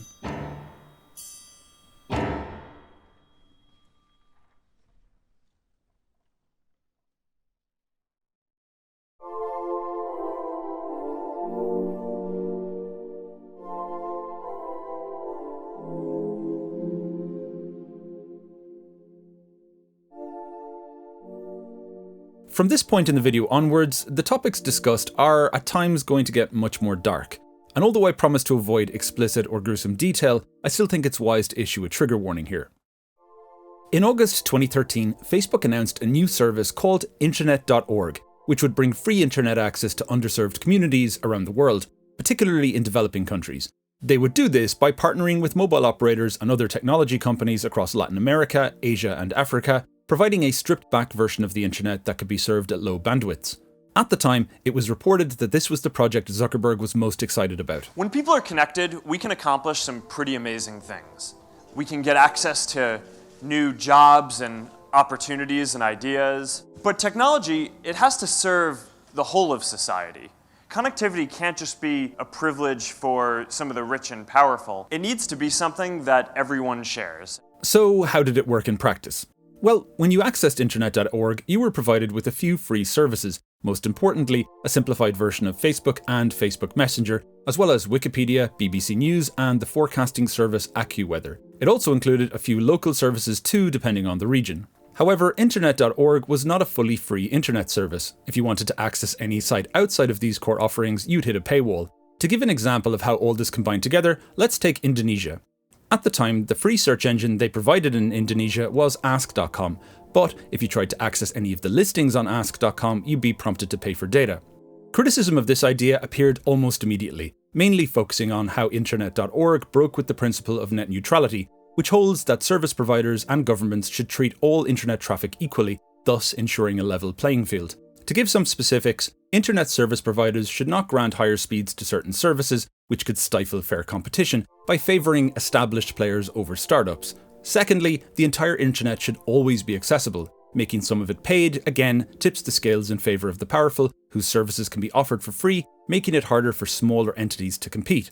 Lastly, internet service providers should never limit freedom of expression, especially where someone decides to communicate. Such barriers to access could be manipulated by those wielding power to discriminate against voices they don't agree with. All in all, many pointed out that Internet.org was not free access to the internet, it was free access to Facebook.net, a walled garden where Facebook gets to decide what people can have access to. For this reason, 65 NGOs from around the world published an open letter criticising Internet.org as a poor attempt to bring the developing world online. Apart from the concerns I've already mentioned, it included strong opposition to the idea of a two-tiered internet that favoured wealthier citizens. It also outlined some security concerns, indicating the technology opened the door for users' activity to be monitored by their governments, as well as grave concern that many of its users would not understand privacy consent due to a lack of education on the topic, as well as high levels of illiteracy among the poorer populations. Some call the effort digital colonialism due to the overwhelming priority given to Western services over local ones. Now, few believed this project was motivated purely by philanthropy. The benefit to Facebook of being installed as the core communications platform for potentially billions of additional people was obvious. It was the growth tactic to beat all growth tactics. Just to remind you one more time of that Web 2.0 quote, "The race is on to own certain classes of core data, location, identity, calendaring of public events, etc." Internet.org was set up so that if anyone wanted to sell a service or blog about something or message a friend, their only real option would be to do it on Facebook. Thus, Facebook creates an ecosystem and therefore a dependency on their service, which would persist even if a properly open internet came into existence. Now, some watching might feel that Facebook's initiative is not being treated fairly here, and that these are acceptable trade-offs given the potential benefit to those who would otherwise have no internet at all. That's a reasonable position, and I'll address it in just a few minutes. But for now, let's look at some of the practical problems faced by Internet.org when it was launched. The most obvious was that many of the services were only available in English. Another, more subtle issue was that to newly online users, Facebook was largely considered to be the internet, which, according to Mong Palatino, who studied the Philippines version, misleads the public and makes them think that these sites and services are the essential tools. This would turn out to be a big problem. A little later, Facebook rebranded Internet.org to Free Basics, which they said better communicated the service being provided. Their number one target? India. In order to establish Free Basics in India, Mark engaged in a PR campaign visiting local villages and cities and meeting with various politicians, including the Prime Minister, Narendra Modi. Here in India, 243 million people are connected to the internet and more than 100 million are on Facebook already. But, there's still more than 1 billion people in India who can't connect and don't have access to the same opportunities as everyone else. However, enthusiasts began to sour on the idea when they finally saw what Free Basics really looked like. There were no other social media apps other than Facebook, Bing rather than Google Search, and access to only 36 sites for free, all of which were chosen by Facebook. This prompted fierce resistance from privacy and net neutrality advocates around the country. What Zuckerberg means by Internet for All is essentially Facebook for All, along with a few non-profit services thrown in to give it the appearance of philanthropy. Soon after, net neutrality became a national issue, with fierce protests coming from around the country. Ultimately, despite significant lobbying from Facebook, the Telecom Regulatory Authority of India sided with the net neutrality advocates, rejecting Free Basics outright. At the time, this was seen as a massive blow for Facebook. But just to make that blow a little bit worse, one of Facebook's board members, Mark Andreessen, decided to get really angry about it on Twitter. Anti-colonialism has been economically catastrophic for the Indian people for decades. Why stop now? Very good. I'm sure Zuckerberg and Sandberg adored that particular contribution, especially how it likens Facebook to colonialism. Nice one. As you can imagine, this was reported everywhere. He later apologized for it, but who cares? In 2017, a damning report from Global Voices summarized Free Basics as not being particularly useful. They observed that of all the versions they tested, none met the linguistic needs of their users and that it was sorely lacking in sites for local services or independent news sources. But behind the scenes, unbeknownst to most people, worse things were happening. In particular, Facebook seemed to be underinvesting in local moderation teams. According to one former employee, I can't recall anyone at the company directly questioning Mark or Cheryl about whether there were safeguards in place or raising something that would qualify as a concern or warning for how Facebook would integrate into non-American cultures. This would eventually open the door for all kinds of problematic content to be shared, with too few people working at Facebook knowing about it. And all of this together, the relentless drive for growth and speed, with insufficient attention paid to safeguarding the site to protect its users, set the stage for a truly horrific event. Facebook's relationship with Myanmar began in 2010. When it was launched, it allowed users to access its platforms without incurring data charges, which helped it rapidly rise in popularity. In 2013, the government in Myanmar under Thein Sein introduced some moderate reforms to the country, including allowing mobile operators in for the first time, which in turn prompted a flood of cheap mobile phones into the market. This produced the perfect conditions for free basics, which was eventually introduced in 2016. To many people in Myanmar, Facebook quickly became the most trusted source of news, so powerful that a print magazine was even created for those not yet online so they could read about various popular Facebook posts each week. However, beyond the technological changes taking place, ethnic tensions in Myanmar had been escalating over the same period, with numerous leaders trying to turn the country's Buddhist majority against its Muslim population, particularly targeting the Rohingya, an ethnic minority from the northern Rakhine state.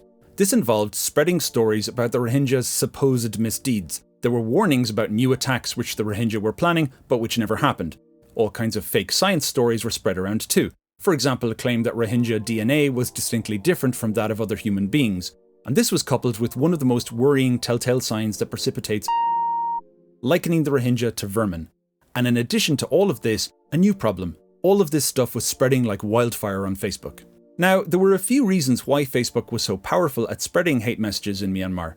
The first is that in comparison to the heavily censored state media, Facebook was seen by the population as a source of legitimate news that came from the real people on the ground. Another reason was that a sizable portion of the population, having only just come online, were not yet experienced enough to recognize the tactics and language of online disinformation. The gasoline, as you can imagine, was Facebook's algorithms, which unwittingly promoted hate speech and disinformation. And lastly, a crucial oversight that allowed for the unmitigated disaster that was about to unfold, a serious lack of content moderation. In fact, as early as 2014, Matt Schisler, a doctoral student at the University of Michigan, had been trying to alert Facebook to the situation in Myanmar, eventually being promised a direct line to one of their working groups. However, this group would turn out to not be particularly useful, as we'll see. There were numerous acts of violence and outrages from 2014 to 2017, including a riot triggered by a viral Facebook post that falsely claimed 2 Muslim men were to blame for the of a Buddhist girl in the city of Mandalay. Many Rohingya were displaced during the violence that took place as a consequence of that lie. Later, Schisler noticed a dangerous post beginning to spread about an elderly man who'd taken pity on the displaced Rohingya and who had been photographed delivering rice to them.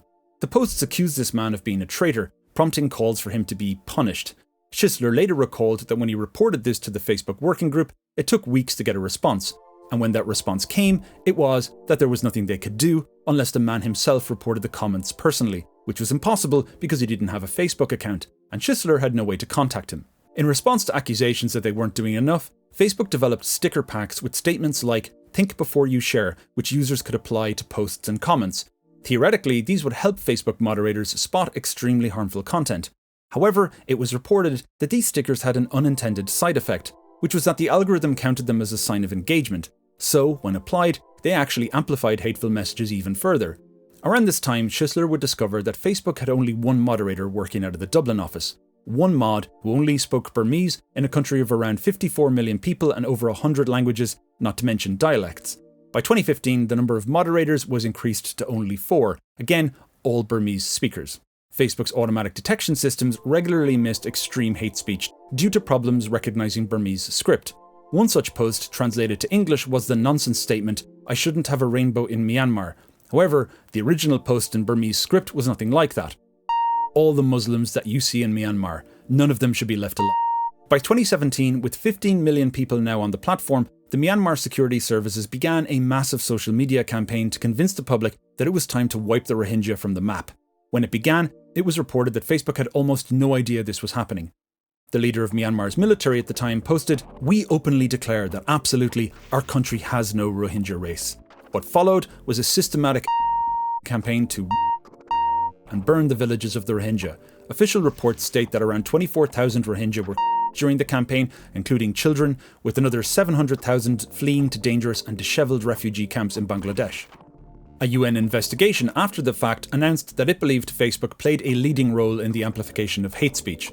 A report from Amnesty International stated, "Our investigations have made it clear that Facebook's dangerous algorithms, which are hardwired to drive engagement and corporate profits at all cost, actively fanned the flames of hate and contributed to mass violence." As Mohammed Shawif, a Rohingya activist, put it, "The Rohingya just dream of living in the same way as other people in this world, but you, Facebook, you destroyed our dream." Since then, Facebook has been met with similar criticism for amplifying hate speech in other countries, most notably in Ethiopia. To give one example, according to an investigation by Vice in 2020, it was a central source of disinformation that led to ethnic violence in the region of Oromia, resulting in hundreds of deaths. Warnings about tensions in Ethiopia persist even today, a situation exacerbated due to the complexity of the culture, including around 80 different languages. In 2021, 2 posts appeared on Facebook condemning a man named Mehreg Amara, a 60-year-old Tigrayan professor living in northern Ethiopia. The posts wrongfully accused him of helping a paramilitary group commit atrocities during an armed conflict. These posts also included pictures of Amara's home, with multiple people commenting on the post suggesting that he be cleaned. Trusted partners in Ethiopia tasked with notifying Facebook about things like this stated that Facebook refused to take the posts down because it didn't want to restrict free speech. Soon after, Amara was murdered outside his home. The posts that caused this remained up on Facebook for a further year, and his family are now suing Facebook for $2 billion. The case my clients have made is that not only do Facebook allow such content to be on the platform, they prioritize it and they make money from such content. I hold Facebook directly responsible for our father's or my father's murder. Since then, the trusted partners I just mentioned have ended their relationship with Facebook, with other multiple Ethiopian observers reporting that they feel there's just no point bringing concerns like these to the company because they don't do anything. Facebook actually has a process called break the glass, which they use in highly dangerous situations, allowing them to take significant measures to prevent the spread of inflammatory information. However, in Ethiopia, according to Amnesty International, there is evidence suggesting that Zuckerberg personally intervened to stop mitigation measures from being applied because the measures may have interfered with the meaningful social interaction metric. There are many more stories like this, but for the sake of time, I'll move on. Facebook has since announced a significant investment in local moderators, but will also need to establish other safeguards to spot dangerous trends before they get out of hand. At the time of writing, the situation in Ethiopia is still highly uncertain, with news reports about Facebook's presence in the country popping up regularly. This is one to keep an eye on. The original critics of Free Basics, who argued that it broke the principle of net neutrality, could hardly have predicted how bad the situation was going to get, where Facebook became the sole source of news, crowding out local sources. This alone is validation of their criticism, but I want to add one more thing to it. One thing to bear in mind about the idea of a company who can become so powerful that they dominate conversation in general. Facebook has made innumerable terrible mistakes throughout their history, as we've seen, and as we're going to see. And every single time they've been exposed, it was published via an external source outside of Facebook. A privacy advocate report, a tech blog, a whistleblower publishing on a different platform, an open letter, or most commonly, a news report by the Wall Street Journal, the New York Times, The Guardian, BuzzFeed, etc. A service like Free Basics, if it can get enough traction in a given country, automatically disadvantages external criticism of Facebook by hiding it behind a paywall and crowding it out with their own free content. If Facebook became your sole source of information, you'd never hear any criticism of Facebook. A situation so unacceptable, I think Free Basics should be rejected wherever it's met.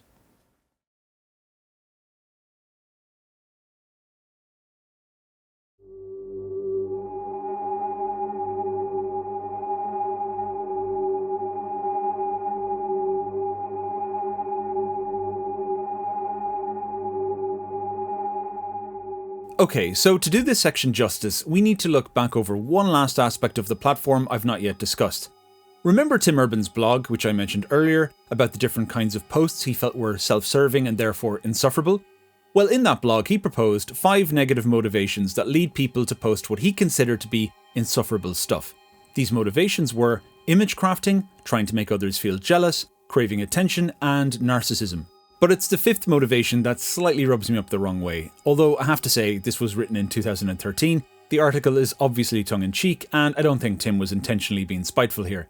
The 5th motivation was loneliness. Seeing a lonely person acting lonely on Facebook makes me and everyone else sad. So the person is essentially spreading their sadness, and that's a shitty thing to do. This one caught my attention because, well, it's a bit mean.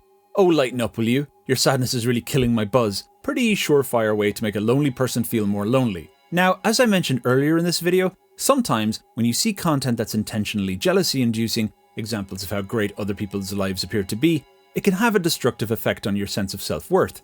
My wife, who works as a psychotherapist, had been noticing, along with her colleagues, an uptick in how social media played a role in people's negative sense of themselves and their accomplishments as far back as 2010. But at the time, there were obvious positives too. In 2007, an influential study investigated the potential Facebook had for developing social capital among college students, pointing out that it could increase one's network of peers, where online relationships eventually turn into face-to-face relationships. And this aspect of Facebook has not gone away. In May of this year, I went to a reunion gig for the band Cardiacs, which took place in London. After the show, when we were all hanging around outside the venue, I learned something I thought was really sweet. A few young fans who couldn't afford to stay overnight in London have been offered beds by some of the local organisers who just wanted to help others have their first Cardiacs experience. All of this was organised on Facebook. Apart from that, ongoing research leading right up to the present day suggests that some neurodivergent people can benefit from Facebook, which, due to its structured and predictable communication system, helps to facilitate positive social interactions, in part because it removes some of the complex social cues involved in talking to someone face to face. However, going back to the early years again, the positive stories were beginning to get outnumbered by the negative ones. For example, how Facebook was being used as a tool for bullying, as well as other concerning developments. One well-known study from 2013 found that heavy use of Facebook was strongly correlating with a decline in users' sense of well-being. Later, another widely shared study found a correlation between time spent on social media and feelings of social isolation. Both studies acknowledged the benefits I just mentioned, but also agreed that something unhealthy was going on and that it seemed to be getting worse. When trying to understand why this was happening, I found it interesting to read even earlier research back when we were all trying to figure out what social media was for and how it could change people. And I think it's important to look at this for a second, go back to first principles as it were. To channel the sociologist Morris Rosenberg, we all have something called a self-concept, which is our understanding about how we appear to those around us. One of the core aspects of our self-concept is our identities, which we construct through a kind of validation process, a social dialectic. It starts with an identity announcement, where we put the concept of our identity out into the world by talking to someone, wearing certain clothes, attending a certain type of social gathering, etc. Then, in return, identity placement occurs, where those around us accept or reject the identities we're trying to project, indicated through their actions, expressions, or words. Now, when we're talking to someone face to face in the real world, we're aware that the identities we're projecting will need to be, to some extent, consistent with how we look, how we speak, how confident we are, as well as a ton of other traits. There's a performance and appearance burden needed to pull it off. However, identities we construct online are not restricted in this way. We can withhold unwanted information about ourselves, we can hide things about our appearance that we don't like, and we can roleplay. On Facebook, which is all about projecting our identities, we can curate exactly what others see, allowing us an opportunity to validate a hoped-for possible self, an ideal self. And this is why the like button, when it was introduced in 2009, was so consequential. Let's say you post something that's very important to you, and 3 people comment on it positively. Then, a person you know posts something else, and it gets 5 positive comments. No biggie. But if we add likes, you got 4, and they got 14. Now it seems a little bit like your identity announcement was a little less validated by your peers than this other person. But then, Facebook decides, that post with 14 likes is rather popular, let's show it to more people, which means that when you check back later, you see the tally has changed. You still have 4, but this other person now has 59. You've been obliterated. A 2010 study found that users with low self-esteem or narcissistic traits tended to be more active on Facebook, tended to post more self-promoting content on Facebook, and were much more likely to manipulate their photos before posting them to Facebook. Other studies ran experiments to understand the nature of social comparison on Facebook. In one experiment, female participants browsed the platform, noting the attractiveness of others and reported feeling bad about their own appearance by comparison. Another study noted that when participants were depressed, they were more likely to compare themselves negatively against others, leading to feelings of envy. All of this seemed to point to a big problem. While Facebook seemed to be building a refuge for people with mental health problems, they also seemed to be creating mechanics that could make those problems worse. Then there's the second major issue that was beginning to cause concern: children. In 2011, Consumer Reports released an estimate that Facebook had 7.5 million users under the age of 13, a finding that alarmed advocates of child protection. In 2012, Bill Price, the chairman of Common Sense Media, a child advocacy group, visited Facebook's headquarters to meet with Sheryl Sandberg and Elliot Schrage. Price's aim was to try and partner with Facebook to help strengthen protections for children. However, Sandberg and Schrage used the meeting to express anger over a book that Common Sense Media had just published, titled Talking Back to Facebook, which gave advice to parents on how to protect their children from the worst dangers of social media. Price later recalled that when he suggested tools aimed at improving the safety and mental health of teenagers, Schrage dismissed them out of hand, while also making the threat that Facebook could sever business relationships with any tech investors on Common Sense Media's board. Price later said, "I left the meeting feeling pretty depressed. It's sort of a typical story of where ultimate power corrupts people's perspectives." And then, in that same year, Facebook acquired Instagram. The acquisition of Instagram was a big deal, causing concern among regulators who worried about the consolidation of social media power under one company, but it was ultimately approved by the FTC a few months later. The final price tag, $1 billion, raised quite a few eyebrows considering that Instagram earned no revenue and had only 13 employees.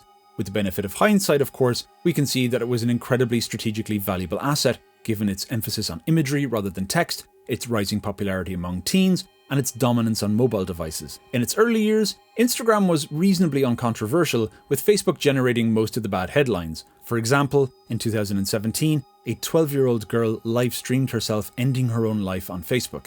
A journalist for The Guardian wrote at the time that when she first saw this video, she flagged it as inappropriate content, only to receive the following response: "We reviewed the share you reported for showing someone injuring themselves and found that it doesn't violate our community standards." This video would stay up for a further 2 weeks before they finally bowed to the pressure to remove it. And although this isn't related to children or mental health, I have to also mention here the incident in 2019 where a white nationalist in New Zealand used Facebook to live stream his attack on a mosque, one of the worst and most savage mass shootings in history.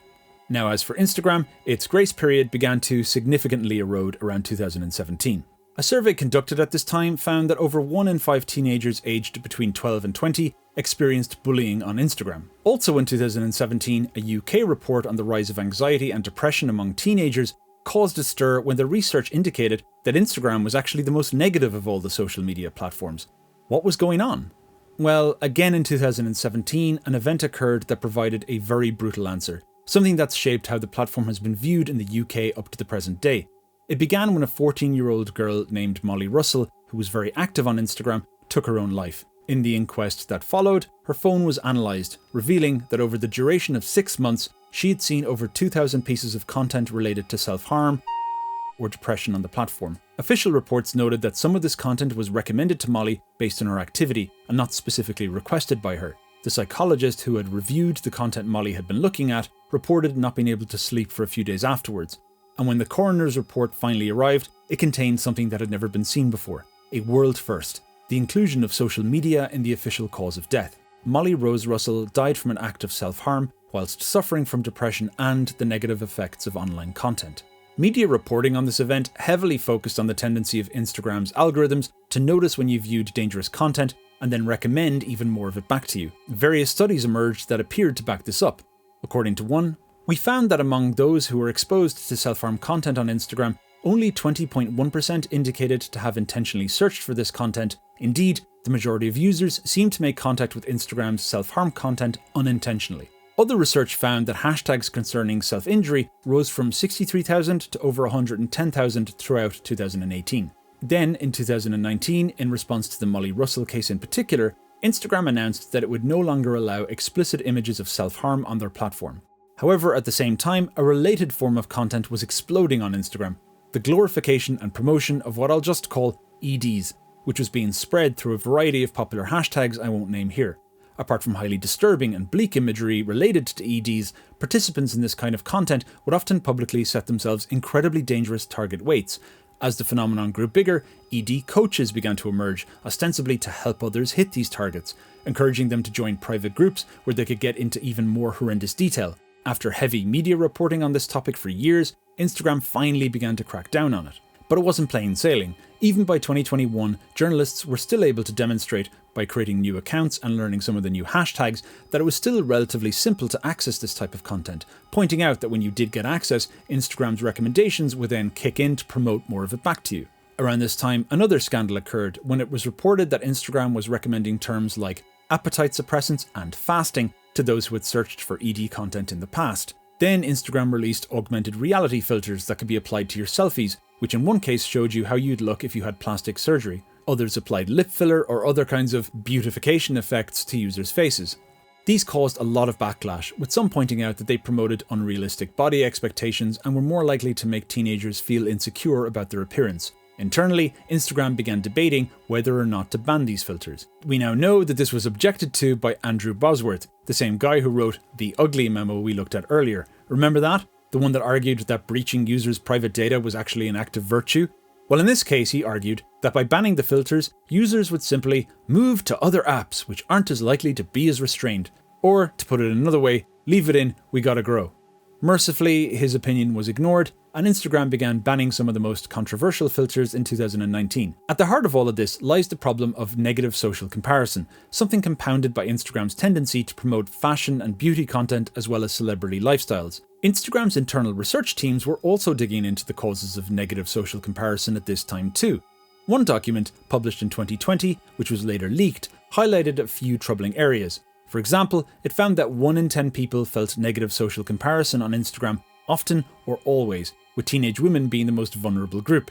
It also found problems with the high degree of celebrity content that was being promoted on people's feeds. However, it depended on the celebrity, with Ariana Grande, Kylie Jenner, Katy Perry and Jennifer Aniston being among the names that tended to cause the strongest negative comparisons. They also found that like counts significantly contributed to negative comparisons, especially when it came to people in your social circle. For example, a celebrity's post needed to achieve 10,000 likes before it could cause a negative social comparison, whereas for a peer, it only took 10 likes. Now, before we move on, I need to mention one crucial thing about a lot of this research. Even though there is an enormous number of damning studies on how social media is negatively affecting mental health, so much so that one might consider this topic an open and shut case, in the last 3 years, a few new studies have emerged that call a lot of this previous research into question. One of the most respected reports from the Oxford Internet Institute criticised previous research for drawing conclusions from unreliable methods, like for example questionnaires, where respondents can be influenced depending on how the questions are asked. Another problem they pointed out was the lack of longitudinal research that tracks the impact of social media over years or even decades. One reason this is important is that social media changes so rapidly, research from even 5 years ago might now be hopelessly out of date. We have no way of knowing. Longitudinal research would help to fix this, letting us know whether mental health issues were persisting over a long period of time. As the lead researcher on one paper, Candice Odgers, put it, there doesn't seem to be an evidence base that would explain the levels of panic and consternation around these issues. Now, on the other hand, there's also a lot of research over the last 3 years that still finds significant negative correlations, although all of them do agree that the total body of research is not strong enough. Problem is, we've mountains of correlation, enough to make us very concerned, but not yet proof of causation. Now, as you can imagine, Meta loves this research, especially the one by the Oxford Internet Institute, and they reference it constantly with statements like, there is zero proof our platforms do any harm. However, what they leave out is that this research has not been disproved either. Moreover, the lead researcher of the study they really like, Professor Andrew Przebalewski, drafted an open letter to Meta signed by a large coalition of other scholars, pleading with them to share their data so this issue could be conclusively resolved. And if Meta won't do it, he called on legislators to force their hand. Hardly a ringing endorsement. At the time of writing, Meta has not complied with this request. And to hammer this point home, even the US Surgeon General, Vivek Murthy, got involved this year, recently issuing a public warning for parents that included the sentence, social media has not been proved safe. But if we set aside the issues of mental health, there are also a lot of factual reports of issues that just can't be ignored, like reports of a massive rise in child grooming abuses on Instagram during COVID, or the ED or self-harm problems I've already described. And now, imagine people's reaction when in 2021, BuzzFeed revealed leaked plans for something called Instagram Kids, a version of Instagram for children under the age of 13. Media coverage was, of course, blistering. Now, we'll return to Instagram Kids in a moment because there was a more pressing problem. Children were already using Instagram, and serious questions were emerging about the number of underage accounts that actually existed on the platform. One embarrassing revelation occurred live when Adam Mosseri, the head of Instagram, was interviewing Jojo Siwa. Jojo, are you there? Can you hear me? We're good. We're here. We're alive. Now, the offending part of this interview has almost been completely scrubbed from the internet, but I was able to eventually find a part of it. The moment when Jojo blurted out an admission that she'd been on the platform since she was a child. I know you're not supposed to have Instagram until you're 13. I did. I had an account. Many 5-year-olds. I don't want to hear that. You didn't hear that. Nobody else heard that. And with all this groundwork out of the way, we finally reached the point in this chapter where we can discuss the next worldwide scandal, arguably the most damning scandal of all. To understand how it all unfolded, we need to momentarily set Instagram to one side and return to Facebook. In 2019, the data scientist Frances Haugen joined Facebook's civic integrity team, the team whose job it was to make the platform safe. However, it didn't take long for Haugen to become disillusioned due to what she described as hostility from upper management towards recommendations from her team. One example she'd later recount was that instead of removing 97% of hate speech as Facebook publicly claimed, their system was instead calibrated to be highly permissive, removing only around 5% of hate speech in actuality. She was also appalled by the dysfunction of something called cross-check, a manual review process for potentially harmful content posted by high-profile figures such as politicians or celebrities.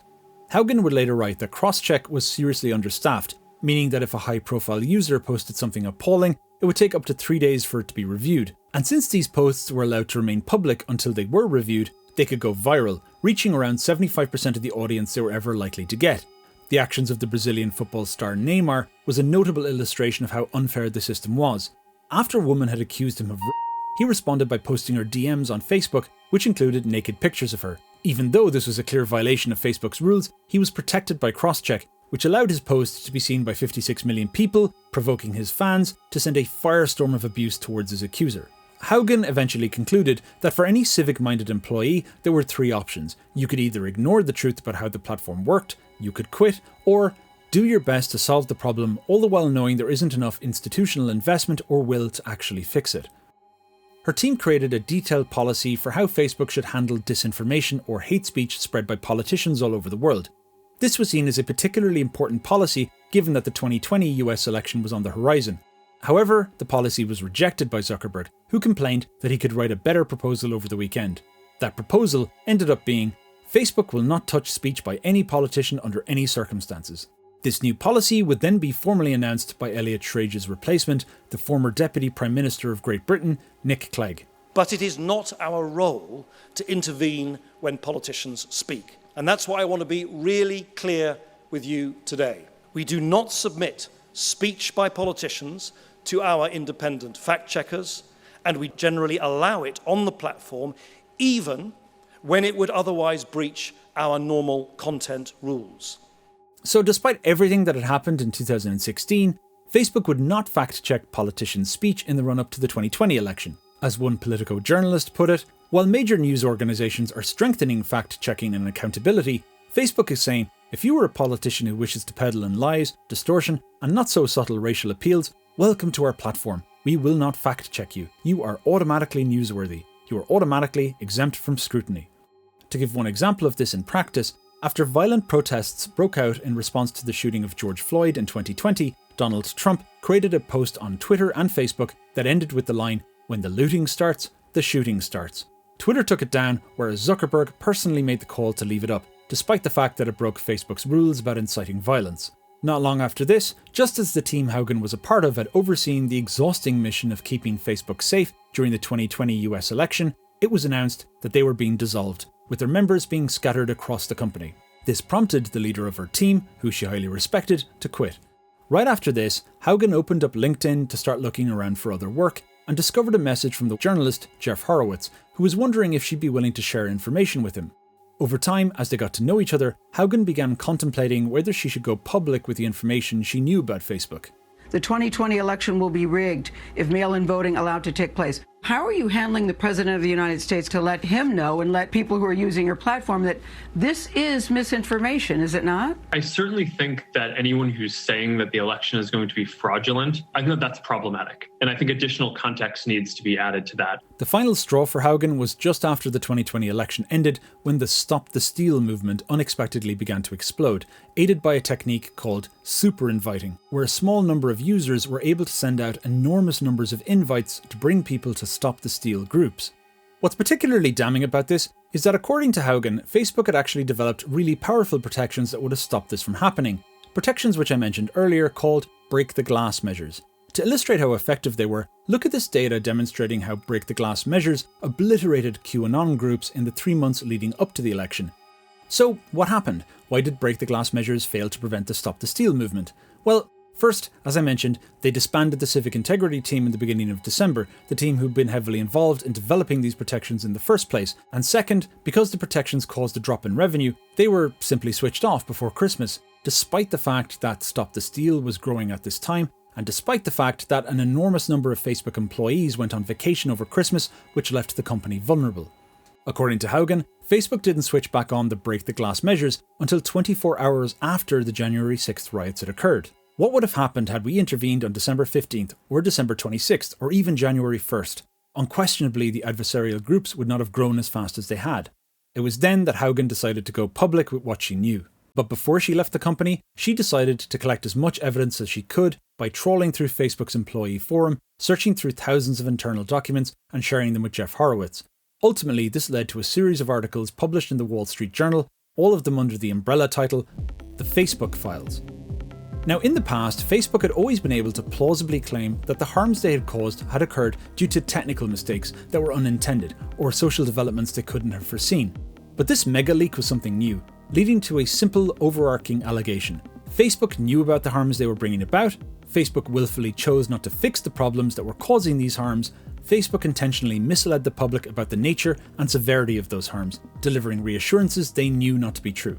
The Facebook Files was not one scandal, it was around 12 different scandals, but the most damning of all, the one that caused the most outrage and demands for justice, was the article titled, Facebook Knows Instagram is Toxic for Teen Girls. The article references a variety of leaked internal studies that suggested Instagram was aware of the harms they produced, how they recommended dangerous content leading to depression, EDs, self-harm or ending one's own life, and the kicker, a revelation that one study called the Mental Health Deep Dive was cited in a presentation given to Mark Zuckerberg himself. Yet, according to the article, the company withheld this information from the public and failed to act on their own research. Now, just as all this was happening, Facebook, the parent company, rebranded to Meta. Our mission remains the same. It's still about bringing people together. I'm not going to dwell on the rebrand here, except to say that from this point onwards, I'm going to be referring to Meta as the decision-making entity and not Facebook. Anyway, the Facebook Files kicked off the most unbelievable storm of activity amongst journalists, lawmakers and legal experts around the world, who began looking back over Meta's previous statements about mental health, many of which bore very little comparison to their own leaked studies. New congressional hearings were set up, endless new articles were published, and almost all attorney generals across the US began legal proceedings. Everyone else is way skinnier and way prettier, and also sort of hurt my own self-confidence about my own body, which led to me practically starving myself for like a year. As a consequence, Meta was then compelled to share some of their internal communications too. And these internal communications are something else. From them, we've learned even more about Meta's attitude towards the toxic content problem. In particular, a lawsuit by the Tennessee Attorney General against Meta, which was published in its unredacted form in January 2024, contains a treasure trove of internal emails. This document is incredible. First, we learned that on March 8, 2019, the Director of Research sent Sheryl Sandberg a summary of their findings about the damage Instagram was doing, recommending that Meta invest to fix these problems and also fund more research. On April 8th, this request was repeated in an email sent to Sandberg, Mosseri and Zuckerberg. Eventually, a member of Meta's finance team responded, stating that the recommended investments would not be funded. Adam Mosseri, clearly demoralized by this, wrote on the same day, "Unfortunately, I don't see us funding this from Instagram anytime soon." He later wrote, "Well-being is the existential question we face, and we lack a roadmap of work that demonstrates we care about well-being." Nick Clegg chimed in too, saying that Meta needs to do more and we're being held back by a lack of investment on the product side, which means that we're not able to make changes and innovations at the pace required. According to the document, Mark Zuckerberg did not respond to any of these emails. Then, as the Instagram story exploded, things got crazy dysfunctional. Zuckerberg, under pressure to make a public statement about all of this, decided to deflect the problem in the strangest of ways. He was in the middle of a personal rebrand at the time, a rebrand intended to present himself as a fun-loving guy. So instead of meeting the issue head-on, he instead pushed the head of communications to put out a joke statement that referenced a video clip of him riding a hydrofoil. The idea of the joke was to correct a reference to his hydrofoil, which the New York Times had mistakenly called an electric surfboard. The post read, "Look, it's one thing for journalists to make false claims about my work, but it's crossing a line to say I'm riding an electric surfboard when it's clearly a hydrofoil and I'm pumping that thing with my legs." Nick Clegg's exasperation about all of this deserves to be read out in full. Am I missing something here? On the day a Meta rep is pulled apart by US senators on whether we care enough about children on our services, Zuckerberg is going to post about surfboards? Maybe I've lost my humor about this whole thing, but I really think this would seem to any casual observer to be pretty tone deaf, given the gravity of the things we're accused of. If I was him, I wouldn't want to be asked, While your company was being accused of aiding and abetting teenage why was your only public pronouncement a post about surfing? The Wall Street Journal's reporting has dramatically consolidated a wider narrative that we're bad for kids, which has been brewing for some time. It now makes regulations certain, and in my view, makes launching Instagram Kids nigh impossible. I've told Zuckerberg and Sandberg this already. Defending the hydrofoil post, the head of communications responded, "I'm really eager to just do whatever he wants at this point. My spine has been surgically removed." The lawsuit also revealed internal frustrations with Zuckerberg, who, due to his majority shareholding, was the only person in the company who could make big decisions. As Adam Mosseri put it, Zuckerberg was the only non-middle manager at Meta. Another executive put it more bluntly, referring to Meta as an absolute dictatorship. It's surreal. If you've read nothing else I've referenced in this video, read this lawsuit. You'll find everything linked in the description. In October 2021, just over a decade after Mark Zuckerberg was Time's Person of the Year, he appeared on the cover once more. This time the headline was, "Delete Facebook." Quite a reversal. Anyway, just as the Facebook Files was midway through its run, Frances Haugen went public, announcing that she was the internal whistleblower that had shared the documents with the Wall Street Journal. She then testified before Congress about everything that she'd seen while working at Facebook. The documents I have provided to Congress prove that Facebook has repeatedly misled the public about what its own research reveals about the safety of children and its role in spreading divisive and extreme messages. At the end of 2021, Adam Mosseri was called to testify too. By now, the questions being put to Mosseri and other Meta representatives were broadly better, more specific and more informed. In particular, the chairman, Richard Blumenthal, as well as the senators Marsha Blackburn and Amy Klobuchar, were always sharp and well prepared. However, these hearings were a common spectacle at this point, and it was becoming clear that an impasse had been reached. By now, Meta's boilerplate defense was that legislation was needed on an industry level, which is right on paper, and we'll get back to this. The position of the lawmakers was that in the absence of legislation, Meta needed to invest much more in making their platforms safer, while also being more transparent with their data and research, which is also right. And due to this impasse, hearings had generally become a bit of a whipping exercise. The person in the hot seat looks penitent for a bit, they get slammed for things they've done and said, they announce a few new initiatives that sound nice, and then everyone goes home. Inevitably, this led to criticism about the ineffectiveness of lawmakers to legislate and solve these problems.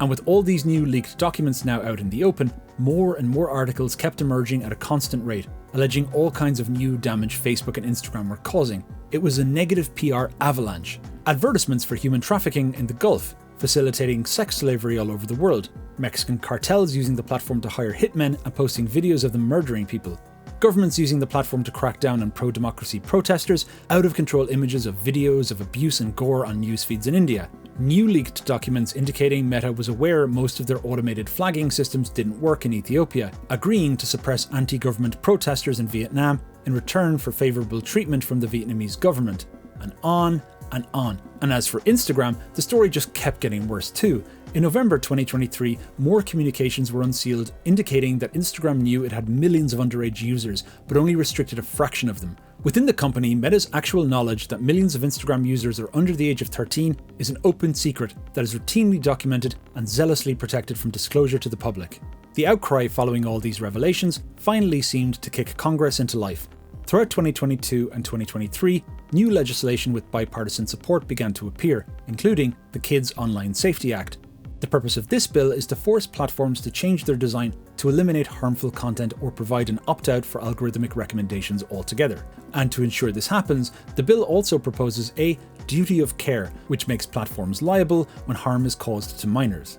This led to another big moment when, in January 2024, Zuckerberg was again called to testify before Congress to answer for Meta's failures on teen mental health. The existing body of scientific work has not shown a causal link between using social media and young people having worse mental health outcomes. However, this time around, the stakes were higher. Not only was the Kids Online Safety Act now a looming threat, but the senators themselves were armed with much more damning material. Meanwhile, social media platforms generated $11 billion in revenue in 2022 from advertising directed at children and teenagers, including nearly $2 billion in ad profits derived from users age 12 and under. Instagram also displayed the following warning screen to individuals who were searching for child abuse material. These results may contain images of child abuse, and then you gave users two choices: get resources or see results anyway. Mr. Zuckerberg, what the hell were you thinking? The basic science behind that is that when people are searching for something that is problematic, it's often helpful to help direct them towards something that could be helpful for getting them to get help. In what, I understand get resources. In what sane universe is there a link for C results anyway? Kid safety is an area where, quote, we are investing heavily, end quote. We now know that statement was untrue. We know it from an internal email. It's an email written by Nick Clegg. You know who he is. He summarized Facebook's problems. He said, quote, we are not on track to succeed for our core well-being topics. Nick Clegg was asking you, pleading for resources, and you rejected that request. Here's a quote from your own study. Quote, we make body image issues worse for 1 in 3 teen girls. 37% of teenage girls between 13 and 15 were exposed to unwanted nudity in a week on Instagram. You knew about it. Who did you fire? Senator, this is why we're building all Who these did you different fire? tools. Senator, I don't think that's... Who did you fire? I'm not going to answer that. There's families of victims here today. Have you apologized to the victims? Would you like to apologize for what you've done to these good people? You've all gone through. It's terrible. No one should have to go through the things that your families have suffered. And this is why we invest so much and are going to continue doing industry-leading efforts to make sure that no one has to go through the types of things that your families have had to suffer. A month later, in February 2024, the Kids Online Safety Act got the backing of over 60 senators, assuring its passage through the Senate. At the time of writing, it is yet to have a companion bill that will be voted on in the House. My bet is that it ultimately won't see the light of day, but I might be wrong. It's possible that if there's enough public pressure, enough representatives might vote it through. So to finish off this section, let's address the question of why legislation is so hard. Since this is a very large topic, I'm just going to touch on one or two aspects. The trouble with trying to legislate to prevent harms being caused by search engines or social media platforms is that it's probably impossible to do so without accepting negative trade-offs. This goes all the way back to the foundations of the internet. Now, I'm sorry for another mini story here, but it's impossible to understand where we are with legislation now if you don't know about this. See, while the internet was still in its infancy in the early 90s, there was an online bulletin board called Prodigy, who promoted themselves as a family-friendly platform and thus used human moderators to filter inappropriate content. However, a major problem occurred when one of Prodigy's users posted a scathing defamatory criticism of the brokerage firm Stratton Oakmont, the same company depicted in The Wolf of Wall Street. In response, Stratton Oakmont sued Prodigy for hosting the defamatory post and won. The reason the court ruled in favour of Stratton was because they were applying the same standards of liability reserved for traditional news publications. In the court's opinion, since Prodigy actively moderated its message boards, it was acting more like a publisher than a simple conduit of information, and was therefore liable for the defamatory post. This was rightly seen as a destructive precedent. How was the internet going to flourish if companies could be bullied in this way? And how is the internet ever going to be safe if internet services, fearing liability, were too afraid to moderate? The existing legislation was not in line with the technology. That much was clear to many. To fix this, Representatives Chris Cox and Ron Wyden introduced Section 230 as part of the Communications Decency Act in 1996. Section 230 is the legislation that made the internet as we know it possible. In essence, it protects services so they can actively moderate content posted by their users without being held liable for it. This protection means Meta can't be held liable even when illegal content is posted on their platforms, although they must take it down once they become aware of it. This is why those who report on Meta, who want to see them reined in, tend to focus on stories where they can demonstrate intentional inaction. Now, the Kids Online Safety Act, or KOSA for short, doesn't seek to directly amend Section 230, but it certainly butts up against it in a few key ways. While Section 230 is a clear legal shield for platforms so that they can't be held liable for content posted by their users, KOSA makes platforms liable if harm is caused to children, which is very, very plausibly going to be done by content. How can this work?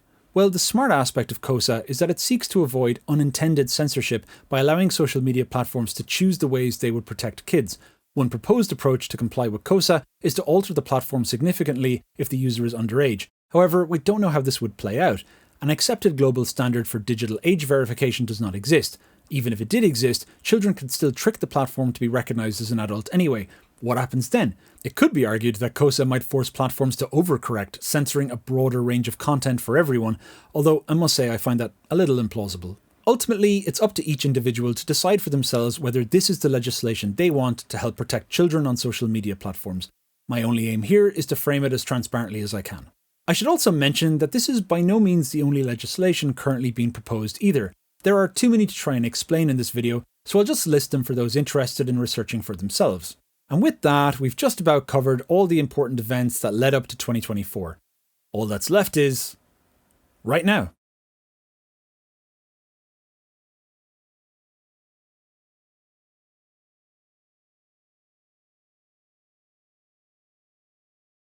Hello! Oh dear, I look a bit different, don't I? Well, yeah, I got my hair cut and you don't know how many times I've recorded this bloody part. The news keeps changing, so I have to keep redoing it. Also, I really wanted this video out before the US election, so hey, we're breaking continuity. Let's go. Anyway, congratulations, we're still here. You've made it to the end of this video.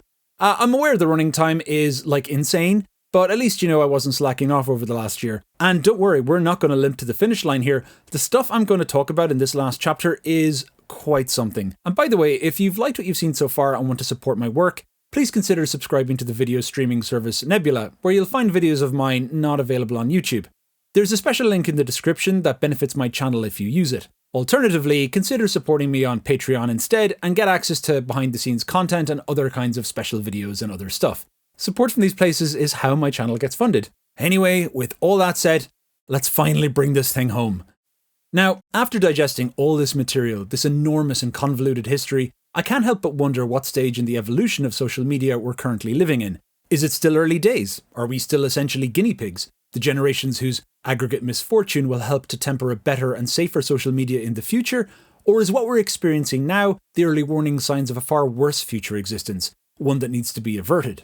Well, to try and help us answer this, let's look at Meta, right now.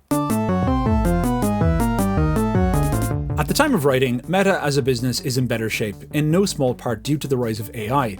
Because Meta had a surplus of GPUs as well as a long-time experience in the field of machine learning, they entered the AI race really quickly. Since then, they've released multiple versions of their large language model, Llama, which is open source, in contrast to the closed models of OpenAI and Google. Think of Llama as Meta's answer to ChatGPT. But the current rosy outlook is only a recent development. Just back in 2022, with the global economy souring, Meta's stock dropped massively, due in large part to skepticism over Zuckerberg's metaverse strategy. To tackle this, Zuckerberg engaged in what he called the Year of Efficiency, letting around 22% of Meta's workforce go over a very short time frame, something most companies of that size are unable to achieve. This drastic cost cutting, combined with their quick entrance into the AI race, incorporating AI features into Facebook before Google or Apple could do the same, caused Meta's stock to explode. At the time of writing, Meta is once again the darling of the stock market, resulting in a significant improvement in how business publications talk about them. It's like this guy reorganized an entire company in 3 months. It's unbelievable what Zuckerberg did. Regarding the metaverse strategy itself, I'm not going to dwell on this too much because the technology requires a few more breakthroughs. What I will say is that I always find it a little bit irritating when publications refer to Mark's vision of a metaverse, because it's not his vision. Setting aside the decades of sci-fi novels about this idea, from a tech point of view, it's much more Microsoft's vision. In 2015, when I worked at Microsoft, all of these ideas, conferences and virtual spaces, arranging apps around your room, a large virtual cityscape where people can interact, etc., were being discussed like ad nauseum. For a while, I worked on a team that built applications for the HoloLens, so I was right in the thick of all this stuff. Loads of people I knew ended up in Meta, so when I saw these ideas recycled by Zuckerberg in 2021, it felt a bit like déjà vu, and again when Apple recycled it in 2023, bringing absolutely nothing original to the table themselves. With that in mind, I did actually enjoy Zuckerberg's takedown of the Vision Pro.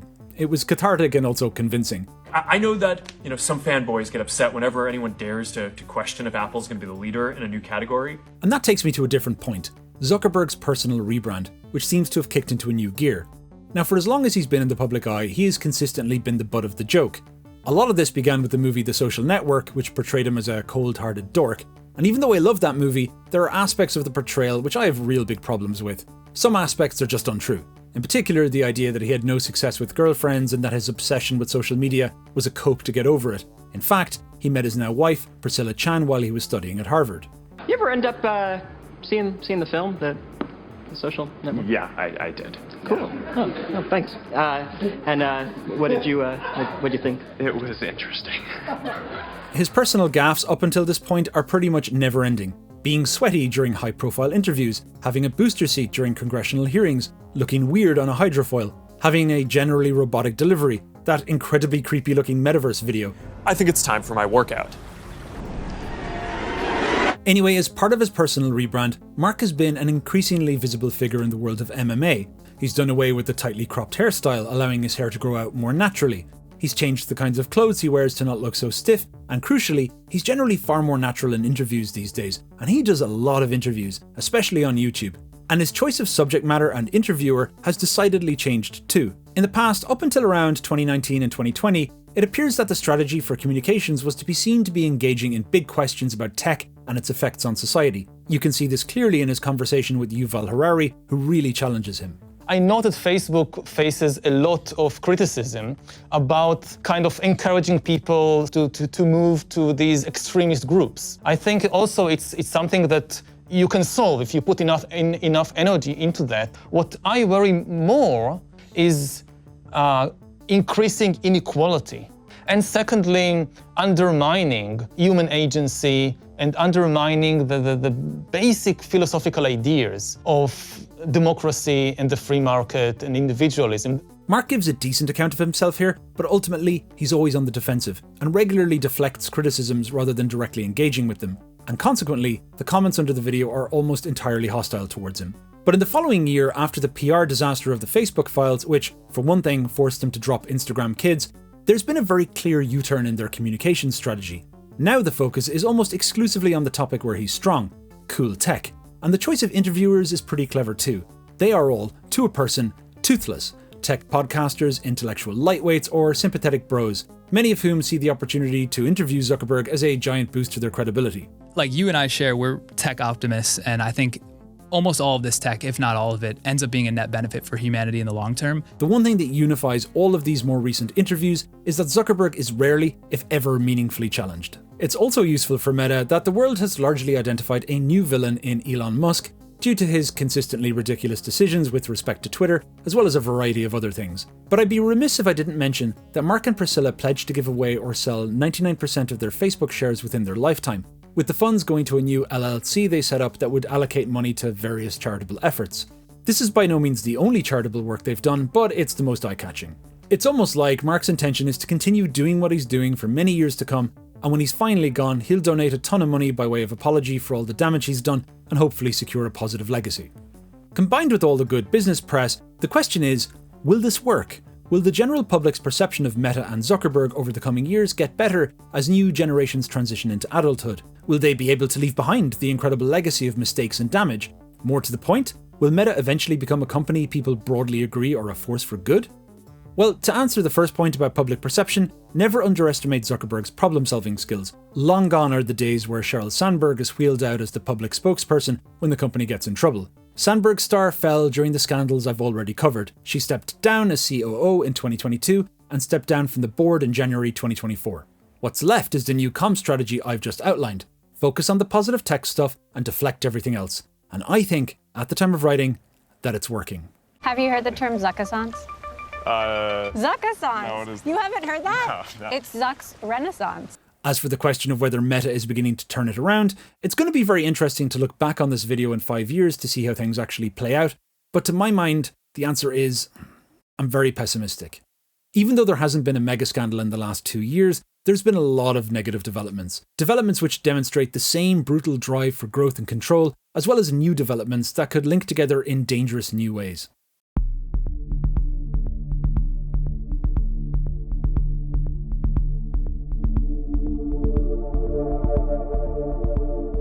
Starting with the smaller stuff, let's talk about Instagore, Instagram's current incarnation, which at the time of writing is recommending brutal, shocking content of people getting murdered or mutilated. Animals and children being severely injured, fatal car crashes, electrocution, people falling off buildings, the list goes on. I'd heard people talking about this new brutal trend on Instagram, but not being a regular user myself, hadn't seen it. So I turned to my Discord group and asked whether any of them had, and I really was not prepared for what came back. 20 minutes later, I had to shut off my computer and try to go to sleep with just horrible images banging around inside my skull. In particular, things I saw happening to small children, where I couldn't help but imagine my own small children in the same situation. So, why are people uploading this kind of stuff? Well, some things don't change. For numerous pages that I've seen, there's an accompanying lengthy text promoting cars or other products. Many different accounts have identical promotions indicating they're owned by the same people. I probably wouldn't have mentioned this if I hadn't experienced it. The problem here isn't just that the content is horrible, it's the relentlessness of it that makes it so much worse. A compound effect where every 15 seconds you're watching another brutal injury, another death, another animal getting mistreated, another child being mangled, another death, another injury, and then Instagram interprets your stunned, caught in the headlights lack of action as engagement and just pumps out more of it. After only 2 or 3 minutes of this, you enter into a kind of elevated sense of borderline panic. It feels like your body's kicked up your adrenaline levels due to a sense of imminent danger to your person. It's horrible. It affects you. It's been widely reported that moderators for Meta are at serious risk of developing PTSD, and I can see why. So what about data and privacy? Well, Meta is doing terribly here too. Let's take Europe. In July 2023, the EU Court of Justice ruled that Meta was in violation of our data protection law, GDPR, by forcing users to accept targeted advertising as a condition of using Facebook or Instagram. GDPR states very clearly that users have a fundamental right to opt out of having their data shared for the purposes of advertising, and Meta's actions really give me the sense that they've nothing but contempt for it.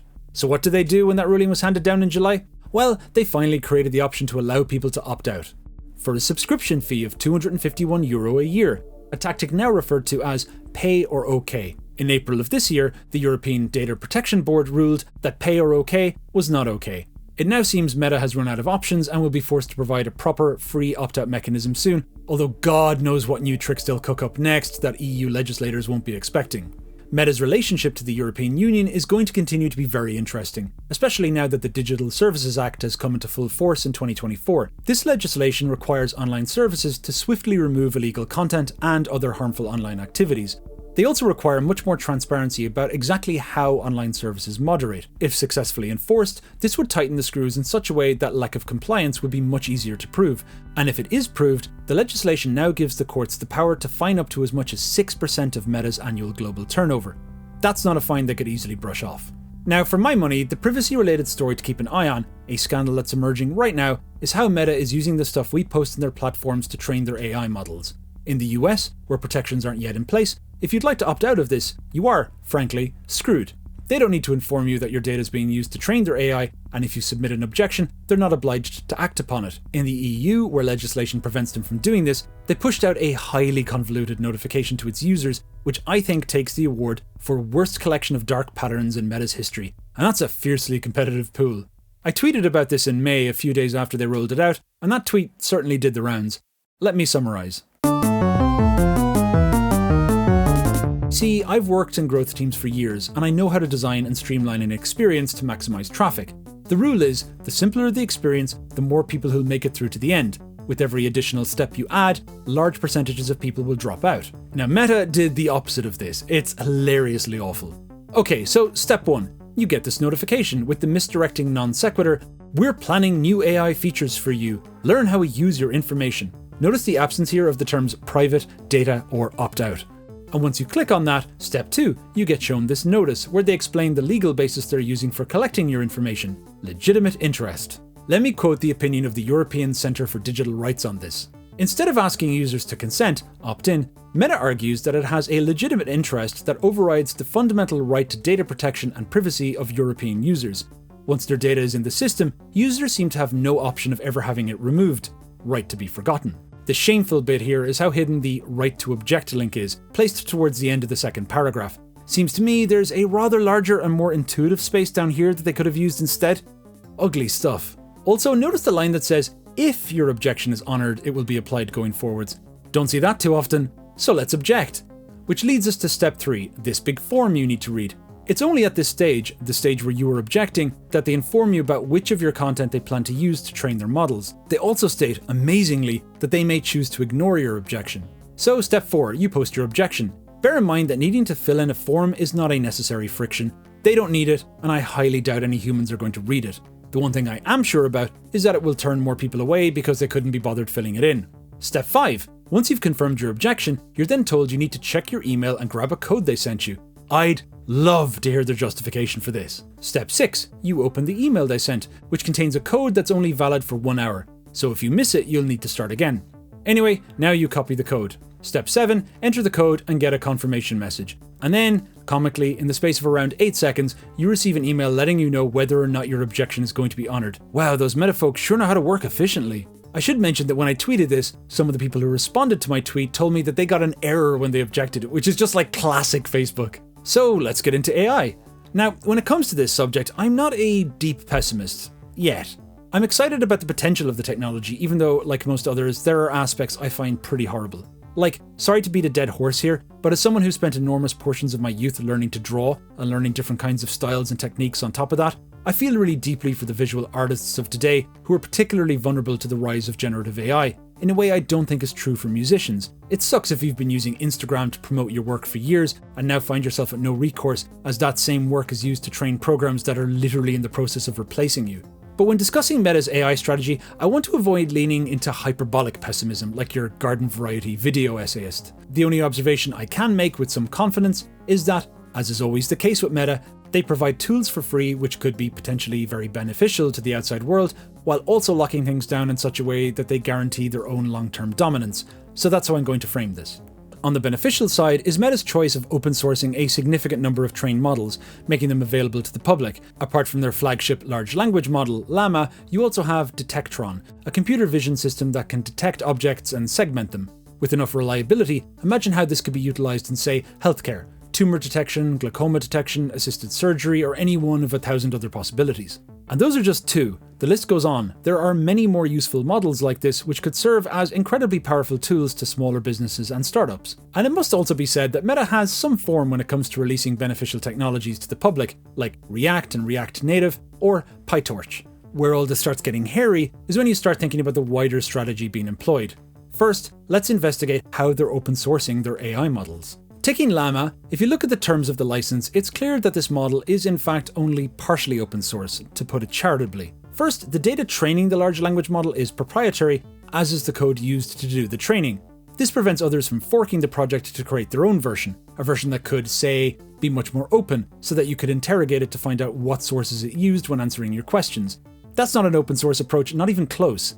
And this also raises significant suspicions about where their training data is coming from. If it's being trained on our conversations on Facebook and Instagram, then the data could never be released because it would be the biggest privacy breach in history. And just to be clear, I'm not saying they should definitely release everything open source, but they just can't call it open source unless they do that. But the most eye-opening part of this license is definitely the clause that if you're a company with over 700 million monthly active users, you can't use Llama for free and must obtain a commercial license instead.